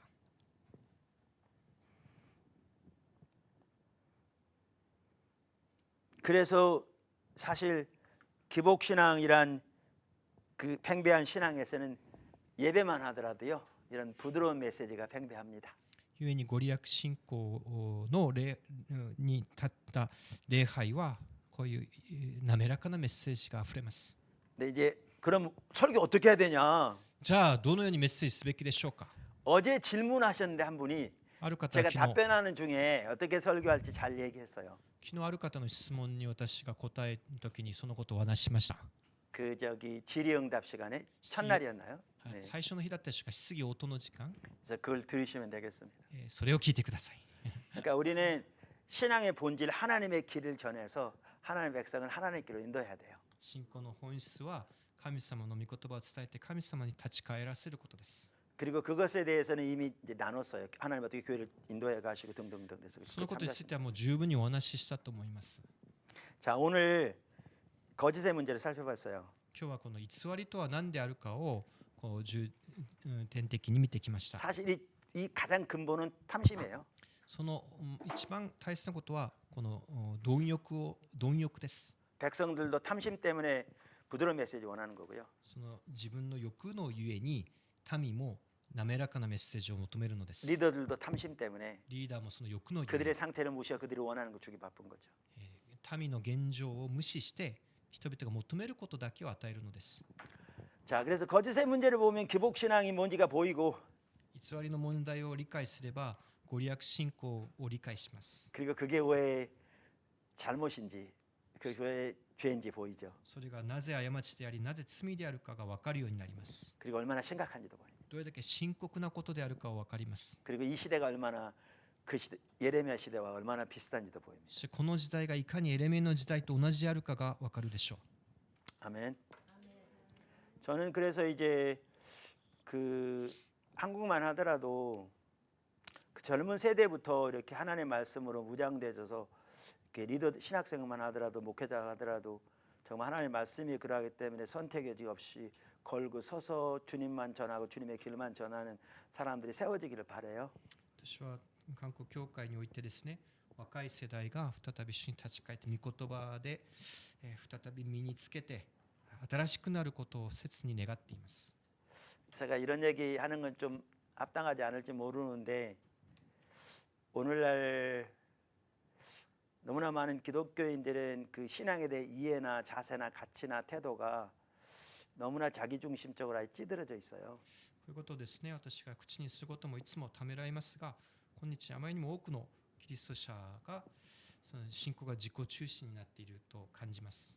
그래서 하나님의 어떤 역사가 나타나도 근본적으로 돌이켜지기는 쉽지 않을 것 같아요. 제가. だからある面では本当にこの根本的に主に立ち返ることはとても難しくなっていると感じます。 그리고 젊다고 해서 다 그런 건 아닌데 하여튼 젊어서부터 하나님의 길에 서서 하나님의 길로 무장될 뿐만 아니라 하나님의 말씀이 그러하기 때문에 선택의 여지가 없이 하나님만 의지해서 그렇게 교회를 세우는 사람들이 세워지길 바라죠.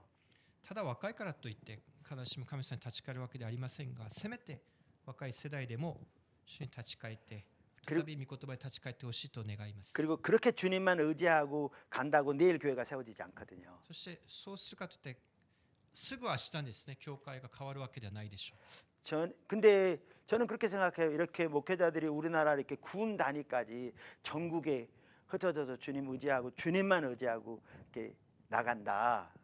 교회들이 세워지고. でも本当に韓国はですね、各地域本当に小さい町々に行ったってでもそういう運動が起きれば、 그럼 그분들이 40대부터 그렇게 한다.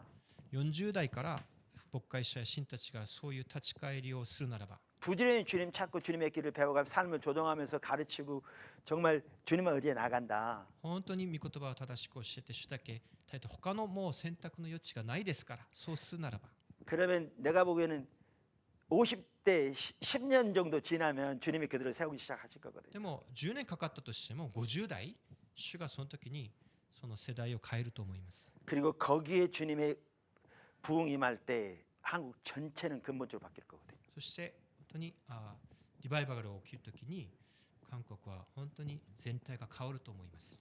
저는 그 나라 바라봐요. 私はその日を希望するのです。 일본도 그랬으면 좋겠어요. 日本もそうであってほしいと夢見る 그리고 の 그 です。 일을 위해서 우리 JTJ 신학교 교육이 쓰였으면 좋겠습니다. そのために JTJ 進学校が尊く用いられることを、お祈りいたします。 강의 마쳤습니다. 終わりです。 질문 있으면 하시죠. 場所を移さなくてもいいんですか？あ、ね。そしたらここで質疑応答、質問があればどうぞ。 5분 남았기 때문에 질문 있으면 하시고 없으면 마치겠습니다. はい。まだ時間がありますのでどうぞ。 네. 뭐요?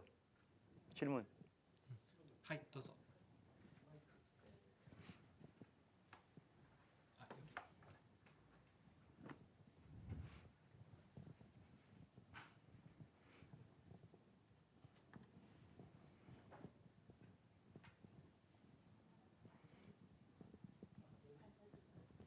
あ、여기。 あ神様の、御言葉を守ろうと、自分の努力で、しようとしたら、なんか自分の中には善なるものがないっていうのを結構経験で感じてくると思いますが、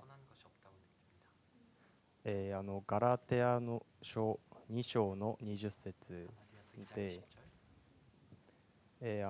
自分が死んで自分の中のキリストが、生きておられることになるって、書いてあるんですけど、自分の死ぬっていうことについてちょっと具体的な、例とかがなんかあるかなって思いました。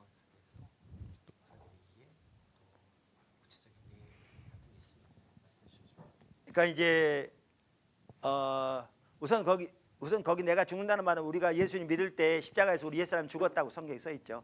先ほどの御言葉、私たちが死ぬというのはキリストが私のために死んだということですね。 그러니까 이미 죽었어요. すでに死にました。 근데 죽는 것을 경험한 건 또 다른 차원인 거죠. ただ私はもうすでにキリストと共に死にましたけど、それを体験することはまた違いがあります。 근데 이제 아까 지금 잘 말씀하셨는데 내가 내 노력으로 하나님의 말씀을 지키려고 할 때 그럴 때 내가 내 속에 어떤 선한 것 없는 걸 느낀다. 이제 이렇게 말씀하시잖아요. とてもよく話されましたが、自分の努力で御言葉を守ろうとするときにこの自分の至らなさを感じるとお話しされました。 여기 중요한 게 그거예요. 하나님 은혜로 성령의 능력으로 되는 거죠. 重要なことは神の恵み、聖霊の力でこれを行われるということです。 십자가의 능력으로 믿음으로 되는 거고요. 十字架の力、それを信仰することで。 그러니까 결국 십자가 복음의 삶의 핵심인 거죠. つまり今まで話した十字架の福音の核心です。 근데 이제 결국 이거예요. 하나님을 아는 게 핵심이거든요. でも核心は神を知ることです。 하나님 알기를 추구해야 돼. 초점이. 神様を知ることを追い求めることで 근데 す。 그걸 구체적으로 말하면 이런 거예요. それをもっと具体的に言うならば、 너무나 많은 사람들은 좀 시도해요. ある人たちはちょっとトライして 안 되죠. ダメです。 또 시도해요. またやってみて、 또 안 돼요. また失敗。 그러다 그냥 포기해요. それで諦めてしまいます。 어차피 안 된다. どうせダメだと。 누가 그렇게 사냐. 誰もそうできない。 그건 말씀이고 それは聖書のこと 현실이 で、 현실이지. 現実は現実。 그럼 전혀 못 씁니다.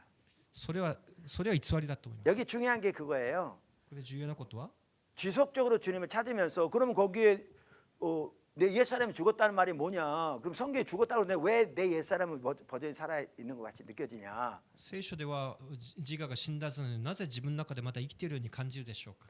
그럼 어떻게 그 그 승리를 실제로 경험적으로 우리가 알게 되는가? どうやってその勝利を体験することができるでしょうか。 그리고 거기 믿음으로 된다고 어떻게 그 무슨 믿음을 말하는 そ 건가? こで信仰でできるって言うけど、その信仰って何 어떻게 でしょうか。 그 믿음을 이렇게 갖게 될 どう 건가? やってそのような信仰を持つことができるか。 그래서 그것을 왜 성경을 새롭게 보고 앞서간 믿음의 선배들 어떻게 그 삶을 살았는지 그러면서 이게 그렇게 한다고 되어지는 게 아니니까 하나님 앞에 기도로 매달 도와달라고 하면서 이렇게 집중적으로 찾게 될 때 주님 안에서 자라나게 됩니다. 실질적으로. そうやって本当に悩みながら聖書を読み直し、信仰の選択人たちを見て悩んで祈るときに、それをやり続けるときに成長があるのです。 그래서 루터든지 하나님의 귀한 사람들은요 대부분 웨슬리도 마찬가지고 어떤 사람들이었냐면 하나님의 뜻대로 살고자 부단히 노력했던 사람들입니다. ウェスレーにしてもルターにしても神の人たちはそのためにもう最大限に努力をした人たちでした。 근데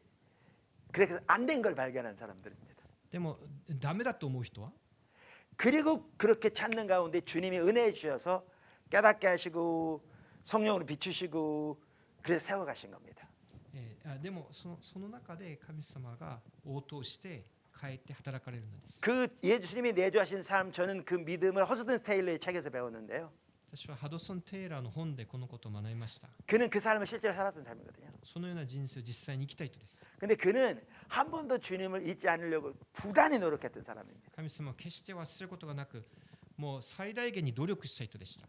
근데 노력하면 노력할수록 더 자주 잊어버리는 자신을 발견한 겁니다. でも努力すればするほど神を忘れてしまう自分がそこにいま 근데 した。 그러는 중에 어느 날 주님이 자기가 주님을 잊지 않으려고 부지런히 노력만 하고 있었지 자기를 도우시려고 와 계신 하나님을 보지 않았던 게 깨달아진 겁니다. でもそのような努力だけしている自分を発見して、神様を知ろうとしない自分を発見したわけです。 그래서 그 노력마저도 내려놓고 주님만 의지하게 됩니다. だからその努力さえも 근데 그 승리를 手放 경험하게 し 된 거예요. て神様を 그러니까 내 信 얘기는 頼する。 은혜로 되어지고 믿음으로 되어지고 십자가로 되어지고 성령으로 되어지는데 어떨 때 되어지느냐?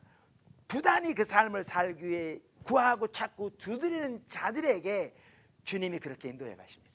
だから本当に全てを捧げ尽くして神様を探し求める人、でもその人たちに自分の努力にも頼らない恵みを与えてくださるんです。 모든 면에서 마찬가지입니다. それはルターでありウェスレーでもみんな同じです。 이번에 배운 것도 다 마찬가지입니다. 今日習ったことも全て通じることです。 근데 아까도 많은 사람들 아까도 말한 대로 한두 번 시도해 보다가 안 되면 포기합니다. でも多くの人は1回2回やってみて諦めてしまう。 그러면 정당화시킵니다. そして自己正当化します。 어차피 안 돼. どうせできないと 그러면 전혀 선지 못합니다. やってみたと。そしたら決して成長がないでしょう。 하나님은 하지 못할 걸 하라고 말씀하지 않을 거거든요. 神様は不可能なことをやれと命じる方ではありません。 네, 질문 잘하셨습니다. 良い質問だと思います。ありがとうございます。 네, 또 질문 있으면 他にも質問あるでしょうか。はい、マイク。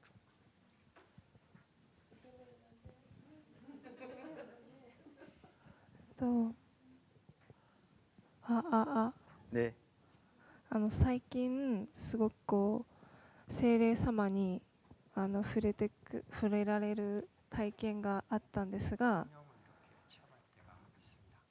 でものすごく自分の中でも衝撃的なことだったんですけども、なんかこう神様のメッセージを語る時とか、その先生がこう聖霊様にこう先ほども言ってたように自分ではなく聖霊が語ってるっていうふうにおっしゃってたと思うんですけど、こうその今のこういう状況のなんか私になんかこの後どうしていけばいいか、なんか先生がこう今までやってきたことでも何でもいいんですけど、こう具体的にちょっと教えてほしいなって思います。 네, 그 지금 말씀하신 내용은 주제가 엄청 큰 주제라서요. でも大きな主題だと思います。 제가 여기서 간단히 설명할 수 없어요. 簡単には説明できないくらいに 제일 중요한 것은 십자가 복음의 삶을 살기로 추구하십시오. 一番重要なことは十字架の福音を生きることを始めてくだ 제 さい。 책 십자가의 복음이 일부 이제 일본말로 번역되어 있기도 해요. 그러니까 부족하지만 뭐 그러나 쓰셔서 그 삶을 살기로 추구하십시오. 私の十字架の福音という教材も一部日本語でできていますので、それを使ってでもですね、まずそれを実践してみてください。 그래야 이 성령의 임재뿐만 아니라 성령의 나타나심도 제자리를 잡습니다. それを通して聖霊の御臨在が本当にしっかりとこう根付いていくと思います。 저를 초청해 주실지 모르는데요. 私をまた招いてくださるかどうか分かりませんが、 제가 다시 오게 되면 私がまた訪れるなら 다음번에는 전체를 하나님을 찾는 삶을 살펴볼 겁니다. 次回は神を追い求めるという人という主題でこの 그 セミナ 다음에 ー 다시 오게 되면 そしてもしまた次の機会があれば 말씀과 성령의 조화를 살펴보면서 말씀에 한 삶과 성령에 한 삶을 살펴볼 겁니다. 御言葉と聖霊の調和ということで御言葉に生きること聖霊に従うことを学びます。 이때 성령님에 대해 다뤄질 겁니다. その時にもこの主題ですね。 젊은 분들이 이렇게 그 뭐지 次の次 질문에 좋네요. 그리고 그 다음에 오게 되면 またその次があれば 십자가에 의한 삶과 믿음에 의한 삶을 살펴볼 겁니다. 十字架による生き方と 둘이 信仰 밀접하게 による 연결되어 生き 있거든요. 方が密接な関係にあります。 그리고 그 다음에 오게 되면 은혜에 한 삶과 말씀에 한 삶을 そ 살펴볼 の次は恵みによる生き方、御言葉による生き方。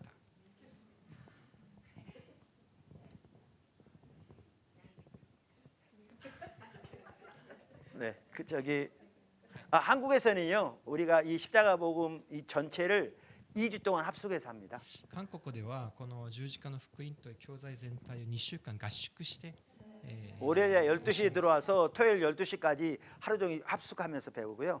月曜日12時から土曜日12時まで 주일날 갔다가 다시 월요일날 12시까지 와서 그 다음 주까지 이렇게 2주 동안 그래서 다음 주 월요일부터 시작합니다. 한국에 또 1년에 2차씩 있거든요. それで日曜日は各自教会に行ってまた月曜日からこうやって2週間来週その2週間また集中プログラムが 예, あるんだそうです。 한국말 하시면 오시면 되고요. 아니면 뭐 일본에서 원하신다면 기도원 같은데 빌려가지고 2주 동안 韓国ができる方はどうぞ韓国で、日本でするならそういう 기도원 빌려서 하면 됩니다. そういうですね 그러면 우리는 이제 1주씩 강사들이 와 섬기고 다른 분들이 와서 우리 섬길 수 있거든요. 日本でもそういう開けたらいいなと思いま 네, す。 그러면 이제 십자가 복음 전체를 살펴보게 됩니다. そしてそうすればこの十字架の福音というもの全体をこう 제가 기도하고 じゃあ 마치겠습니다. お祈りして終わりたいと思います。 하나님 아버지 감사합니다. 天のお父様ありがとうございます。 오늘 마지막 저녁 시까지 함께 해주세요. 今日の最後の時間まで主が共にしてください。 이번에 함께한 모든 분들을 예수님 축복합니다. 今日参加されたお一人お一人を主が祝福してください。 다시 한번 일본과 일본 교회를 예수님 축복합니다. 日本の教会をイエス様のお名前で祝福します。